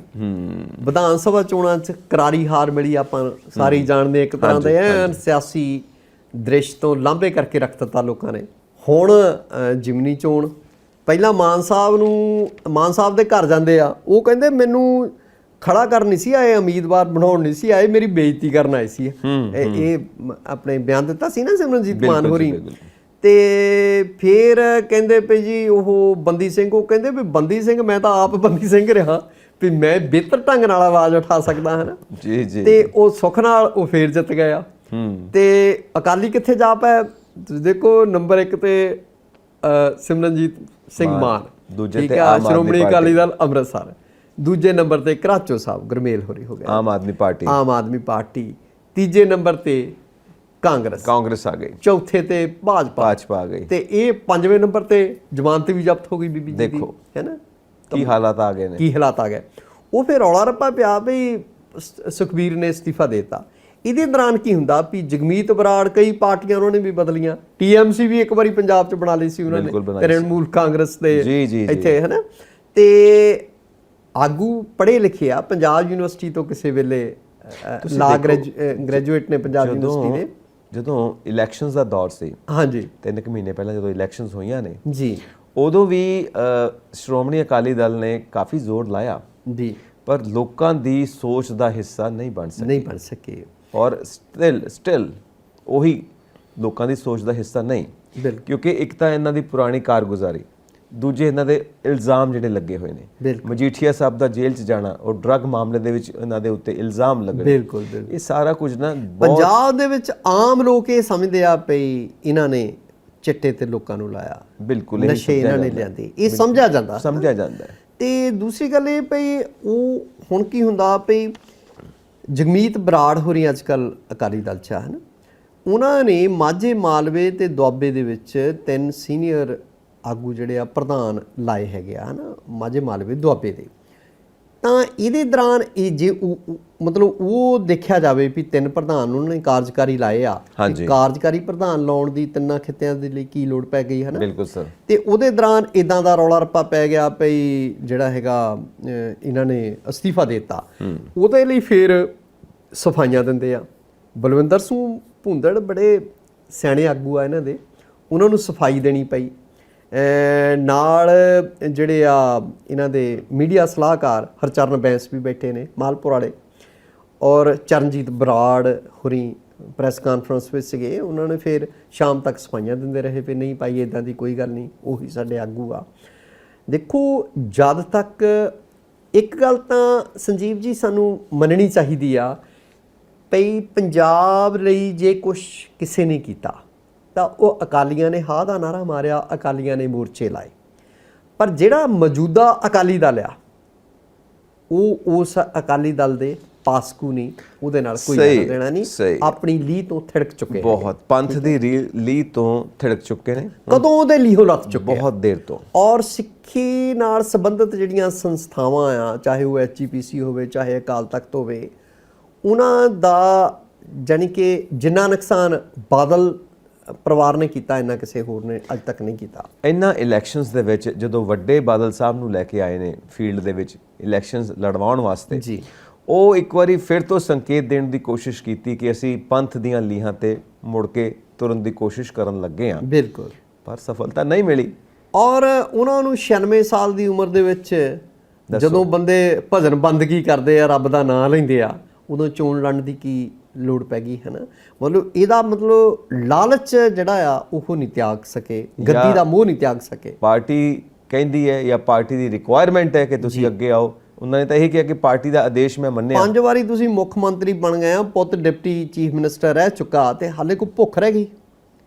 ਨੋ ਤੁਹਾਡੀ ਕੇਂਦਰ ਦੀ ਮੰਤਰੀ ਕੇਂਦਰੀ ਵਜ਼ਾਰਤ ਵਿੱਚ ਸ਼ਾਮਲ ਸੀ, ਉਹ ਵੀ ਲੋਕਾਂ ਦੇ ਰੋਹ ਨੂੰ ਦੇਖਦਿਆਂ ਅਸਤੀਫਾ ਦਿੱਤਾ, ਨਹੀਂ ਤਾਂ ਸ਼ਾਇਦ ਉਹ ਵੀ ਅਸਤੀਫਾ ਨਾ ਦਿੰਦੇ। ਲੋਕ ਸੜਕਾਂ ਤੇ ਨਹੀਂ ਸੀ ਆਉਣ ਦਿੰਦੇ ਉਹਨਾਂ ਦਿਨਾਂ 'ਚ, ਔਰ ਹਾਰ ਗਏ ਹੈ ਨਾ, ਬੁਰੀ ਤਰ੍ਹਾਂ ਹਾਰੇ, ਬੁਰੀ ਤਰ੍ਹਾਂ ਹਾਰੇ। ਸੋ ਇਹ ਚੀਜ਼ਾਂ ਜਿਹੜੀਆਂ ਨੇ ਨਾ, 5 ਵਾਰ ਦੇ ਮੁੱਖ ਮੰਤਰੀ ਬੁਰੀ ਤਰ੍ਹਾਂ ਹਾਰਨ ਔਰ ਇਸ ਉਮਰ ਦੇ ਵਿੱਚ ਹਾਰਨ, ਹਾਂ, ਉਹ ਨਮੋਸ਼ੀ ਜਿਹੜੀ ਝੱਲਣੀ ਬੜੀ ਔਖੀ ਹੋ ਜਾਂਦੀ ਹੈ, ਮੁਸ਼ਕਿਲ ਹੈ। ਉਹ ਕਹਿੰਦੇ 4 ਬੰਦੇ ਫੜ ਕੇ ਤੋਰਦੇ ਆ ਤੇ ਇਲੈਕਸ਼ਨ ਲੜਦੇ ਆ, ਔਰ ਪਿਛਲੀ ਵਾਰੀ ਵਿਧਾਨ ਸਭਾ 'ਚ ਗਏ ਨਹੀਂ ਸਾਰਾ ਸਮਾਂ, ਇਹ ਵੀ ਆਪਾਂ ਨੂੰ ਪਤਾ ਹੈ, ਕਿਉਂਕਿ ਸਿਹਤ ਠੀਕ ਨਹੀਂ, ਸਿਹਤ ਠੀਕ ਨਹੀਂ, ਤੇ ਸਿਹਤ ਠੀਕ ਨਹੀਂ ਤਾਂ ਚੋਣ ਲੜਨੀ ਕਿੰਨੀ ਕੁ ਜ਼ਰੂਰੀ ਸੀ। ਬਿਲਕੁਲ ਸਹੀ। ਸੋ ਦੇਖੋ, ਇਹਨਾਂ ਨੂੰ ਬਹੁਤ ਜ਼ਿਆਦਾ ਸਵੈ ਮੰਥਨ ਦੀ ਲੋੜ ਆ। ਕੁਨਬਾ ਪਰਵਰੀ ਜਿਹੜੀ ਹੈ ਨਾ, ਇਹ ਇੱਕੋ ਪਰਿਵਾਰ ਦਾ ਰਾਜ, ਵੀ ਸਾਡੀ ਚੌਧਰ ਚੱਲੇ ਹੈ ਨਾ। ਜਿੰਨੇ ਸੀਨੀਅਰ ਜੂਨੀਅਰ ਆਗੂ ਸੀ ਚੁੱਕ ਕੇ ਖੁੱਡੇ ਲਾਤੇ ਗਏ। ਗੁਰਚਰਨ ਟੌੜਾ ਬਹੁਤ ਸੀਨੀਅਰ ਸੀ, ਠੀਕ ਹੈ। ਕੁਲਦੀਪ ਸਿੰਘ ਬਡਾਲਾ ਆਪਣੇ ਗੁਆਂਢ 'ਚ ਜਲੰਧਰ 'ਚ ਬਸਦੇ ਸੀ, ਹਾਂਜੀ, ਉਹ ਪਤਾ ਨਹੀਂ ਕਿੱਦਾਂ ਹੁਣ ਆਣ ਕੇ ਉਹਨਾਂ ਦਾ ਬੇਟਾ ਗੁਰਪ੍ਰਤਾਪ ਬਡਾਲਾ MLA ਬਣ ਗਿਆ। ਉਹਨਾਂ ਨੂੰ ਕਿੰਨਾ ਚਿਰ ਖੁੰਝੇ ਲਾ ਕੇ ਰੱਖਿਆ ਗਿਆ, ਉਹ 'ਚ ਕੋਈ ਦੋ ਰਾਵਾਂ ਨਹੀਂ, ਸਾਰੀ ਦੁਨੀਆ ਜਾਣਦੀ ਆ। ਕਹਿੰਦੇ ਕਿਸੇ ਦੇ ਖੂਹ ਤੇ ਬੈਠਿਆ ਕਿਤੇ ਸ਼ੁਗਲ ਮੇਲਾ ਕਰਦੇ ਆ, ਕਿਸੇ ਨੇ ਕਿਹਾ ਵੀ ਤੁਸੀਂ ਤਾਂ ਦੁਆਬੇ ਦੇ ਨਧੜਕ ਜਰਨੈਲ ਹੋ, ਵੀ ਕੱਲ ਨੂੰ ਤੁਸੀਂ ਵੀ ਮੁੱਖ ਮੰਤਰੀ ਬਣ ਸਕਦੇ ਆ। ਉਹ ਦਰਵੇਸ਼ਾਂ ਵਰਗੇ ਆਗੂ ਸੀਗੇ ਹੈ ਨਾ, ਕੁਲਦੀਪ ਸਿੰਘ ਬਡਾਲਾ ਹੋਰੀ। ਉਹ ਕਹਿੰਦੇ ਭਾਈ ਹਾਂ ਬਈ ਹੋ ਤਾਂ ਸਕਦਾ ਇੱਦਾਂ। ਉਹ ਤੁਹਾਨੂੰ ਪਤਾ ਵੀ ਸੂਤਰ ਹਰ ਥਾਂ ਹੁੰਦੇ ਆ ਹੈ ਨਾ, ਖੁਫੀਆ। ਉਹ ਵੱਡੇ ਬਾਦਲਾਂ ਤੱਕ ਗੱਲ ਪਹੁੰਚੀ, ਉਹ ਐਸਾ ਖੁੱਡੇ ਲਾਏ ਵੀ ਸਾਰੀ ਉਮਰ ਉੱਠਣ ਨਹੀਂ ਦਿੱਤੇ ਹੈ ਨਾ। ਹਰ ਇੱਕ ਪਾਰਟੀ ਦੇ ਵਿੱਚ ਅਸੀਂ ਦੇਖਦੇ ਹਾਂ ਕਿ ਪਰਿਵਾਰਵਾਦ ਤੇ ਭ੍ਰਿਸ਼ਟਾਚਾਰ ਜੀ, ਇਹ ਬਹੁਤ ਜ਼ਿਆਦਾ ਦੇਖਣ ਨੂੰ ਮਿਲ ਰਿਹਾ ਪੂਰੇ ਭਾਰਤ ਦੇ ਵਿੱਚ। ਬਿਲਕੁਲ। ਤਾਂ ਇਹ ਚੀਜ਼ ਜਿਹੜੀ ਹੈ ਨਾ, ਇਹ ਪਾਰਟੀ ਦੇ ਅੰਦਰ ਦੇ ਲੋਕਤੰਤਰ ਦੇ ਵੀ ਖਿਲਾਫ ਹੋ ਜਾਂਦੀ ਹੈ ਤੇ ਫਿਰ ਦੇਸ਼ ਦੇ ਲੋਕਤੰਤਰ ਦੇ ਵੀ ਖਿਲਾਫ ਹੁੰਦੀ ਹੈ। ਉਹ ਜਿਹੜੇ ਦਰੀਆਂ ਵਿਛਾਉਣ ਵਾਲੇ ਤੇ ਕੁਰਸੀਆਂ ਡਾਉਣ ਵਾਲੇ ਨਾ, ਉਹ ਰਾਜ ਭਾਗ ਥੋੜਾ ਮੰਨਦੇ। ਰਾਤ ਨੂੰ ਪੋਸਟਰ ਲਾਉਂਦੇ ਨੇ ਪਾਰਟੀ ਦੇ, ਉਹ ਪੋਸਟਰ ਹੀ ਲਾਉਂਦੇ ਰਹਿ ਜਾਂਦੇ ਨੇ, ਪੋਸਟਰ ਹੀ ਲਾਉਂਦੇ ਰਹਿ ਜਾਂਦੇ ਆ, ਕੋਈ ਨਹੀਂ ਪੁੱਛਦਾ। ਬਿਲਕੁਲ। ਸੋ ਇਹ ਚੀਜ਼ਾਂ ਨੇ ਹੁਣ ਕਿਉਂ ਨਹੀਂ ਆਮ ਲੋਕਾਂ 'ਚ, ਕਿਉਂ ਨਹੀਂ ਮਤਲਬ ਹਰ ਸਾਲ ਸਰਬਸੰਮਤੀ ਨਾਲ ਫਲਾਣਾ ਪ੍ਰਧਾਨ ਹੋਊਗਾ, ਹਰ ਸਾਲ ਮਤਲਬ ਉਹਦੇ ਵਿੱਚੋਂ ਪਰਚੀ ਕੱਢਦੇ ਆ ਪਈ ਆ ਫਲਾਣਾ ਜੀ SGPC ਪ੍ਰਧਾਨ ਹੋਊਗਾ, ਢਿਮਕਾ ਜਿਹੜਾ ਉਹ ਜਥੇਦਾਰ ਹੋਊਗਾ। ਜਥੇਦਾਰ ਮਤਲਬ ਅਕਾਲ ਤਖਤ ਦੇ ਜਥੇਦਾਰ ਜਿਹੜੇ ਆ, ਉਹਨਾਂ ਨੂੰ ਇਹਨਾਂ ਨੇ ਆਪਣੀਆਂ ਡੰਮੀਆਂ ਬਣਾ ਕੇ ਰੱਖ। ਬਿਲਕੁਲ ਜੀ। ਔਰ ਦੇਖੋ ਐਡੀ ਵੱਡੀ ਪਾਰਟੀ, 100 ਸਾਲ ਤੋਂ ਪੁਰਾਣਾ ਇਤਿਹਾਸ, ਬਿਲਕੁਲ, ਔਰ ਅੱਜ ਇਸ ਥਾਂ ਤੇ ਆ ਗਈ ਹੈ। ਕਿਉਂ? ਉਹ ਅਕਾਲ ਤਖਤ ਦੇ ਜਥੇਦਾਰ ਤਾਂ ਉਹ ਲੋਕ ਰਹੇ ਆ ਜਿਨ੍ਹਾਂ ਨੇ ਵੇਲੇ ਦੇ ਹਾਕਮ ਨੂੰ, ਮਹਾਰਾਜਾ ਰਣਜੀਤ ਸਿੰਘ ਵਰਗਿਆਂ ਨੂੰ ਤਲਬ ਕਰਕੇ ਪਿੱਠ ਨੰਗੀ ਕਰਵਾ ਲਈ ਸੀ। ਬਿਲਕੁਲ ਸਹੀ ਆ। ਔਰ ਪੰਥ ਦੀਆਂ ਲੀਹਾਂ ਤੋਂ ਉਤਰ ਕੇ ਜੀ ਅੱਜ ਕਿਸ ਹਾਲਤ 'ਚ ਪਹੁੰਚ ਗਏ ਨੇ। ਹਾਲਾਂਕਿ ਪੰਜਾਬ ਨੂੰ ਰਿਪਰੈਜ਼ੈਂਟ ਕਰਨ ਵਾਲੀ ਇੱਕੋ ਹੀ ਪਾਰਟੀ ਹੈ ਸ਼੍ਰੋਮਣੀ ਅਕਾਲੀ ਦਲ। ਬਿਲਕੁਲ, ਜੇ ਸਹੀ ਤਰੀਕੇ ਨਾਲ ਸਾਂਭੀ ਜਾਵੇ, ਲੋਕਲ ਪਾਰਟੀ। ਬਿਲਕੁਲ। ਪਰ ਇਹ ਜਿਹੜੀ ਅੱਜ ਵਾਲੀ ਪਾਰਟੀ ਆ ਨਾ, ਜੀ ਮੈਂ ਫਿਰ ਕਹਿ ਰਿਹਾ, ਇਹ ਗੱਲ ਦੁਹਰਾ ਰਿਹਾ ਤੇ ਇਹ ਪਾਰਟੀ ਉਸ ਜਿਹੜਾ ਅਕਾਲੀ ਦਲ ਸੀਗਾ ਨਾ ਪੰਜਾਬ ਲਈ ਲੜਨ ਮਰਨ ਵਾਲਾ, ਇਹ ਤਾਂ ਆਪਣੀਆਂ ਤਜੌਰੀਆਂ ਭਰਨ ਲਈ ਮਤਲਬ ਦਿਨ ਰਾਤ ਜਿਹੜੇ ਆ, ਚਾਹੇ ਇਹਨਾਂ ਦੀ ਟਰਾਂਸਪੋਰਟ ਹੋਵੇ, ਤੁਸੀਂ ਸਾਰੀ ਦੁਨੀਆ ਜਾਣਦੀ ਆ ਵੀ ਕੇਬਲ ਮਾਫੀਆ, ਰੇਤ ਮਾਫੀਆ, ਟਰਾਂਸਪੋਰਟ ਮਾਫੀਆ, ਮਤਲਬ ਕਿੱਥੇ ਨਹੀਂ ਇਹਨਾਂ ਲੋਕਾਂ ਨੇ ਕਬਜ਼ਾ ਕੀਤਾ, ਸਭ ਜਗ੍ਹਾ। ਸੋ ਹੁਣ ਆਪਾਂ ਜਦੋਂ ਬਜਟ ਦੀ ਗੱਲ ਕੀਤੀ ਤੇ ਨਾਲ ਇੱਕ ਸੈਟਬੈਕ, ਇੱਕ ਧੱਕਾ ਵੀ ਲੱਗਾ ਪੰਜਾਬ ਸਰਕਾਰ ਨੂੰ ਜੀ, ਕਿ ਜਿਹੜੀ ਪਾਲਿਸੀ ਲਿਕੁਇਡ ਪਾਲਿਸੀ ਬਣੀ, ਉਹਦੇ ਖਿਲਾਫ ਕੋਰਟਾਂ ਦੇ ਵਿੱਚ ਪਟੀਸ਼ਨ ਹੋਈ। ਬਿਲਕੁਲ। ਤੇ ਹਾਈ ਕੋਰਟ ਨੇ 5 ਜੁਲਾਈ ਤੱਕ ਸਟੇ ਕਰ ਦਿੱਤੀ ਹੈ ਤੇ ਪੰਜਾਬ ਸਰਕਾਰ ਨੂੰ ਨੋਟਿਸ ਭੇਜ ਦਿੱਤਾ ਕਿ ਇਹ ਹੁਣ ਪਾਲਿਸੀ ਹਜੇ ਲਾਗੂ ਨਹੀਂ ਹੋਣੀ, ਇਹਨੂੰ ਰੀਕਨਸੀਡਰ ਕਰੋ। ਹਾਲ ਦੀ ਘੜੀ ਤਾਂ ਲੋਕ ਸ਼ਰਾਬ ਜਿਹੜੀ ਆ ਸਸਤੀ ਹੋਣੀ ਉਡੀਕ ਰਹੇ ਸੀ ਵੀ ਸਸਤੀ ਹੋਈ ਆ ਗਾਂ ਹੋਰ ਸਸਤੀ ਹੋਣੀ ਆ ਔਰ ਇਹ ਉਡੀਕਦੇ ਪਏ ਸੀਗੇ ਕਿ ਸ਼ਰਾਬ ਦੀ ਵਿਕਰੀ ਜ਼ਿਆਦਾ ਹੋਊਗੀ ਤਾਂ ਫਿਰ ਖਜ਼ਾਨੇ ਭਰਨਗੇ। ਹੁਣ ਉੱਥੇ ਵੀ ਜ਼ਰਾ ਲੱਗ ਗਿਆ ਹੈ ਰੋਕ ਜੀ। ਇੱਧਰੋਂ ਬਜਟ ਵੀ ਆ ਗਿਆ ਤੇ ਬਜਟ ਦੇ ਵਿੱਚ ਇਹਨਾਂ ਨੇ ਬੜੀਆਂ ਫੈਸਿਲਿਟੀਆਂ ਦੇ ਦਿੱਤੀਆਂ ਨੇ। ਹੁਣ ਇੱਥੇ ਫਿਰ ਉਹੀ ਪੰਗਾ ਪੈਣ ਲੱਗਾ। ਸੋ ਦੇਖੋ ਪਰ ਮੈਨੂੰ ਐਂ ਲੱਗਦਾ ਵੀ ਸਲਾਹਕਾਰ ਤਾਂ ਇਹਨਾਂ ਦੇ ਜਿਹੜੇ ਸਾਡੇ ਦਿੱਲੀ ਵਾਲੇ ਮੁੱਖ ਮੰਤਰੀ ਆ ਤੇ ਇੰਡੀਅਨ ਰੈਵਨਿਊ ਸਰਵਿਸਿਜ਼ ਦੇ ਅਫਸਰ ਰਹੇ ਆ ਜੀ ਜੀ, ਜ਼ਰੂਰ ਕੋਈ ਨਾ ਕੋਈ ਤੋੜ ਜਿਹੜਾ ਉਹ ਲੱਭਣਗੇ। ਹੋ ਸਕਦਾ ਕੋਈ ਨਾ ਕੋਈ ਰਸਤਾ ਕੱਢ ਲੈਣ ਤਾਂ ਇੱਕ ਵਧੀਆ ਮਾਹੌਲ ਵੇਖਣ ਨੂੰ ਮਿਲੇ। ਬਿਲਕੁਲ। ਤੇ ਹੁਣ ਆਪਾਂ ਜਾਂਦੇ ਜਾਂਦੇ ਉਹ ਜੋ ਗੀਤ ਹੈ SYL ਦਾ, ਸਿੱਧੂ ਮੂਸੇਵਾਲਾ ਦਾ ਜੀ, ਔਰ ਉਹਦੇ ਬਾਰੇ ਵੀ ਪੰਜਾਬ ਦੀ ਦੇਖੋ ਕੇਂਦਰ ਸਰਕਾਰ ਨੇ ਉਹਦੇ ਲਈ ਉਹਦੇ ਖਿਲਾਫ ਜਿਹੜਾ ਆ ਪਹੁੰਚ ਕੀਤੀ ਸੀ, YouTube ਤੋਂ ਹਟਾਤਾ ਗਿਆ। ਕੱਲਾ ਉਹੀ ਨਹੀਂ ਹਟਾਇਆ, ਕਿਸਾਨ ਏਕਤਾ ਮੋਰਚਾ ਦਾ ਜਿਹੜਾ ਤੇ ਟਵਿੱਟਰ ਅਕਾਊਂਟ ਹੈ ਟਰੈਕਟਰ ਟੂ ਟਵਿੱਟਰ ਅਕਾਊਂਟ ਹੈ ਉਹ ਵੀ ਹਟਾਤੇ ਗਏ ਆ। ਦੇਖੋ ਮੈਂ ਸਮਝਦਾ ਵੀ ਇਹ ਇੱਕ ਤਰ੍ਹਾਂ ਨਾਲ ਜਿਹੜੀ ਕੋਈ ਵਿਰੋਧੀ ਆਵਾਜ਼ ਹੋਵੇ, ਵਿਰੋਧੀ ਸੁਰ ਹੋਵੇ, ਬਿਲਕੁਲ ਜੀ, ਇਹ ਉਹਨੂੰ ਦਬਾਉਣ ਦਾ ਮਤਲਬ ਫਰੀडम ਆਫ ਐਕਸਪ੍ਰੈਸ਼ਨ ਜਿਹੜਾ ਸਾਡਾ ਬਿਲਕੁਲ ਜਿਹੜੀ ਬੋਲਣ ਦੀ ਆਜ਼ਾਦੀ ਹੈ, ਬੋਲਣ ਦੀ ਆਜ਼ਾਦੀ ਹੈ, ਹਾਂ ਇਹ ਤਾਂ ਉਹਦੀ ਇਨਫ੍ਰਿੰਜਮੈਂਟ ਆ, ਉਹਦੀ ਸੰਗੀ ਕੁੱਟਣ ਵਾਲੀ ਗੱਲ ਦੇ ਤੁਲ ਮੈਂ ਇਹਨੂੰ ਸਮਝਦਾ ਹੈਗਾ ਹਨਾ। ਬਿਲਕੁਲ ਜੀ। ਭਈ ਤੁਸੀਂ ਜੇ SYL ਵਾਲਾ ਗੀਤ ਪੰਜਾਬ ਲਈ ਹਾਂ ਦਾ ਨਾਰਾ ਮਾਰਿਆ, ਪੰਜਾਬ ਦੀਆਂ ਗੱਲਾਂ ਹੀ ਕੀਤੀਆਂ, ਪੰਜਾਬ ਦੇ ਮੁੱਖ ਮੁੱਦੇ ਬਾਰੇ ਸੀ, ਉਹਦੇ ਵਿੱਚ ਕੋਈ ਅੱਤਵਾਦ ਵਾਲੀ ਜਾਂ ਕੋਈ ਹੋਰ ਗਲਤ ਨਹੀਂ ਕੋਈ ਕੀਤੀ ਉਹਨੇ ਹਨਾ। ਸੋ ਉਹਨੂੰ ਹਟਾਉਣਾ, ਉਹਦੇ ਪਰਿਵਾਰ ਨੇ ਵੀ ਇਸ ਗੱਲ ਦਾ ਵਿਰੋਧ ਕੀਤਾ ਹੈਗਾ। ਸਿੱਧੂ ਮੂਸੇਵਾਲੇ ਦੇ ਚਾਚੇ ਦਾ ਪਿਛਲੇ ਦਿਨੀ ਬਿਆਨ ਆਇਆ ਸੀਗਾ ਭਈ ਦੇਖੋ ਇੱਦਾਂ ਤੁਸੀਂ ਲੋਕ ਮਨਾਂ 'ਚੋਂ ਕਿਸੇ ਨੂੰ ਮਨਫੀ ਨਹੀਂ ਕਰ ਸਕਦੇ, ਇੱਦਾਂ ਤੁਸੀਂ ਲੋਕ ਮਨਾਂ 'ਚੋਂ ਕਿਸੇ ਨੂੰ ਕੇਰ ਨਹੀਂ ਸਕਦੇ ਭਈ ਉਹਦਾ ਗੀਤ ਹਟਾ ਦਿਓ, ਜਾਂ ਕਿਸਾਨ ਜਥੇਬੰਦੀਆਂ ਜਿਹੜੀਆਂ ਮਤਲਬ ਜਿਹੜੀਆਂ ਆਪਣੀ ਪੈਲੀ ਦੀ ਰਾਖੀ ਲਈ, ਆਪਣੇ ਹੱਕਾਂ ਲਈ ਮਤਲਬ ਦਿੱਲੀ ਦੇ ਬਾਰਡਰ 'ਤੇ ਜਾ ਕੇ ਜੂਝਦੀ ਰਹੇ ਲੋਕ, ਉਹਨਾਂ ਦੇ ਤੁਸੀਂ ਅਕਾਊਂਟ ਹੀ ਹਟਾ ਦੇਵੋ। ਭਾਜਪਾ ਦਾ ਆਪਣੇ ਤੁਸੀਂ ਦੇਖਦੇ ਆ ਭਈ ਜਿਹੜੀ ਕਿੱਡੀ ਵੱਡੀ IT ਸੈੱਲ ਆ ਉਹਨਾਂ ਦਾ, ਉਹ ਕੂੜ ਪ੍ਰਚਾਰ 'ਤੇ ਜਦੋਂ ਆਉਂਦੇ ਆ ਤਾਂ ਕਿੱਦਾਂ ਟ੍ਰੋਲਿੰਗ ਕਰਦੇ ਆ, ਕਿੱਦਾਂ ਟ੍ਰੋਲਿੰਗ ਕਰਦੇ ਆ। ਸਹੀ ਗੱਲ ਹੈ। ਸੋ ਉਹਨਾਂ ਦੇ ਅਕਾਊਂਟ ਨਹੀਂ ਕਦੀ ਬੰਦ ਹੁੰਦੇ। ਔਰ ਦੂਜਾ ਟਰੈਕਟਰ ਟੂ ਟਵਿੱਟਰ ਜਿਹੜਾ ਆ ਉਹ ਚੁੱਭਦਾ ਸਰਕਾਰਾਂ ਨੂੰ, ਚੁੱਭਦਾ ਹੈ। ਠੀਕ ਹੈ। ਦੂਜੀ ਗੱਲ ਇਹ ਹੈ ਕਿ ਠੀਕ ਹੈ ਸੋਸ਼ਲ ਮੀਡੀਆ ਦੇ ਉੱਤੋਂ ਤੁਸੀਂ ਹਟਾ ਦਿੱਤਾ, ਪਾਰਲੀਮੈਂਟ ਦੇ ਵਿੱਚ ਵੀ ਗੱਲ ਹੋਈ ਹੈ ਪੰਜਾਬ ਦੀ।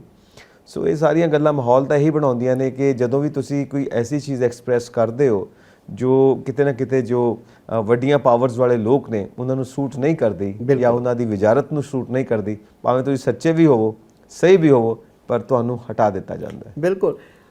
ਪਰ ਇੱਦਾਂ ਆ ਭਈ ਮਦਨ ਜਲੰਧਰੀ ਇੱਕ ਨਾ ਵੈਸੇ ਤਾਂ ਉਹ ਸਰਕਾਰੀ ਨੌਕਰੀ ਕਰਦੇ ਆ ਪਰ ਉਹ ਸ਼ਾਇਰ ਵੀ ਆ। ਉਹਨਾਂ ਨੇ ਬਹੁਤ ਚਿਰ ਪਹਿਲਾਂ ਇੱਕ 2 ਲਾਈਨਾਂ ਸੀ ਉਹਨਾਂ ਦੀ ਕਵਿਤਾ ਦੀਆਂ ਭਈ ਦਰਿਆਵਾਂ ਨੂੰ ਬੰਨ ਤਾਂ ਬੇਸ਼ੱਕ ਮਾਰ ਲਵੋ, ਹੜ੍ਹ ਆਏ ਪਰ ਆਪਣੇ ਢੰਗ ਨਾਲ ਵਗਦੇ ਹਨ।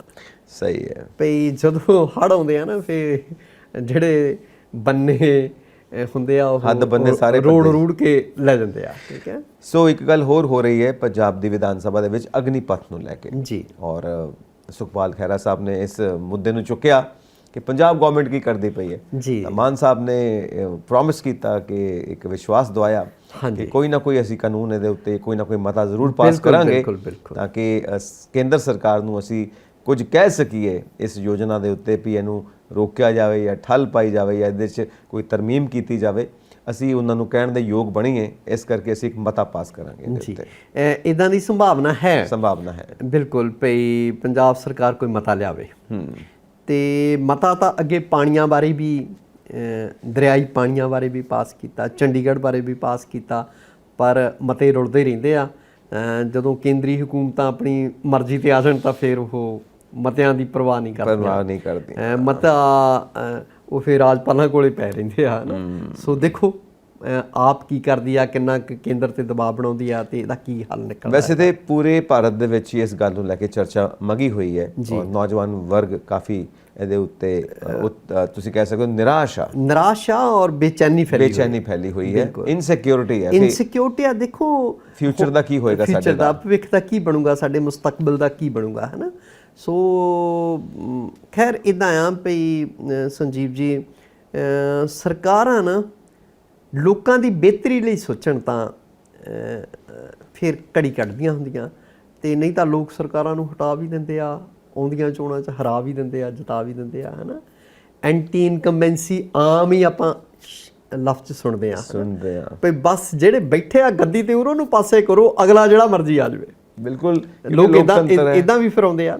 ਸਾਰੀ ਪਾਵਰ ਤਾਂ ਲੋਕਾਂ ਦੇ ਹੱਥ ਹੈ, ਲੋਕਤੰਤਰ ਹੈ, ਬਿਲਕੁਲ, ਵੋਟ ਦੀ ਤਾਕਤ ਹੈ। ਬਿਲਕੁਲ। ਸੋ ਉਮੀਦ ਕਰਦੇ ਹਾਂ ਕਿ ਸਭ ਕੁਝ ਵਧੀਆ ਹੋਵੇ ਜੀ। ਔਰ ਜਿਹੜਾ ਹੁਣ ਨਵਾਂ ਬਜਟ ਹੈ ਉਹਦੀ ਵੀ ਆਪਾਂ ਚਰਚਾ ਕੀਤੀ ਹੈ ਜੀ। ਹੁਣ ਇਹ ਜਿਹੜੀ ਨਵੀਂ ਲਿਕੁਇਡ ਪਾਲਿਸੀ ਹੈ, ਇਹ ਦੋਵੇਂ ਕੰਮ ਫਸ ਗਏ ਨੇ। ਦੇਖੋ ਹੁਣ ਇਹ ਕੰਮ ਕਿੱਧਰ ਨੂੰ ਤੁਰਦਾ, ਇਕੋਨੋਮਿਸਟ ਕਿੱਦਾਂ ਹੁਣ ਨਵੇਂ ਰਸਤੇ ਕੱਢਦੇ ਨੇ, ਤੇ ਨਾਲ ਤੁਸੀਂ ਜਿਹੜੇ ਆਮ ਆਦਮੀ ਪਾਰਟੀ ਦੇ ਸੁਪਰੀਮੋ ਨੇ ਉਹਨਾਂ ਦੇ ਉੱਤੇ ਵੀ ਤੁਸੀਂ ਜ਼ਿੰਮੇਵਾਰੀ ਪਾ ਦਿੱਤੀ ਹੈ। ਬਿਲਕੁਲ, ਕਿ ਤੁਸੀਂ ਆਪਣਾ ਹੁਣ ਤਜਰਬਾ ਇੱਥੇ ਲੈ ਕੇ ਆਓ ਤੇ ਕੋਈ ਤੋੜ ਕੱਢੋ। ਬਿਲਕੁਲ। ਹੁਣ ਚੱਲਿਆ ਜਾਵੇ ਜੀ। ਜੀ, ਮੇਰਾ ਖਿਆਲ ਆ ਅੱਜ ਲਈ ਇੰਨਾ ਕਾਫੀ ਹੈ ਜੀ। ਠੀਕ ਹੈ ਜੀ, ਤੁਸੀਂ ਆਪਣੇ ਵਿਚਾਰ ਸਾਨੂੰ ਇਨਬਾਕਸ ਕਰੋ ਤੇ ਇਸੇ ਤਰ੍ਹਾਂ ਜੁੜੇ ਰਹੋ ਪੰਜਾਬ ਮੇਲ USA TV ਦੇ ਨਾਲ। ਸਤਿ ਸ਼੍ਰੀ ਅਕਾਲ ਜੀ। ਸਤਿ ਸ਼੍ਰੀ ਅਕਾਲ।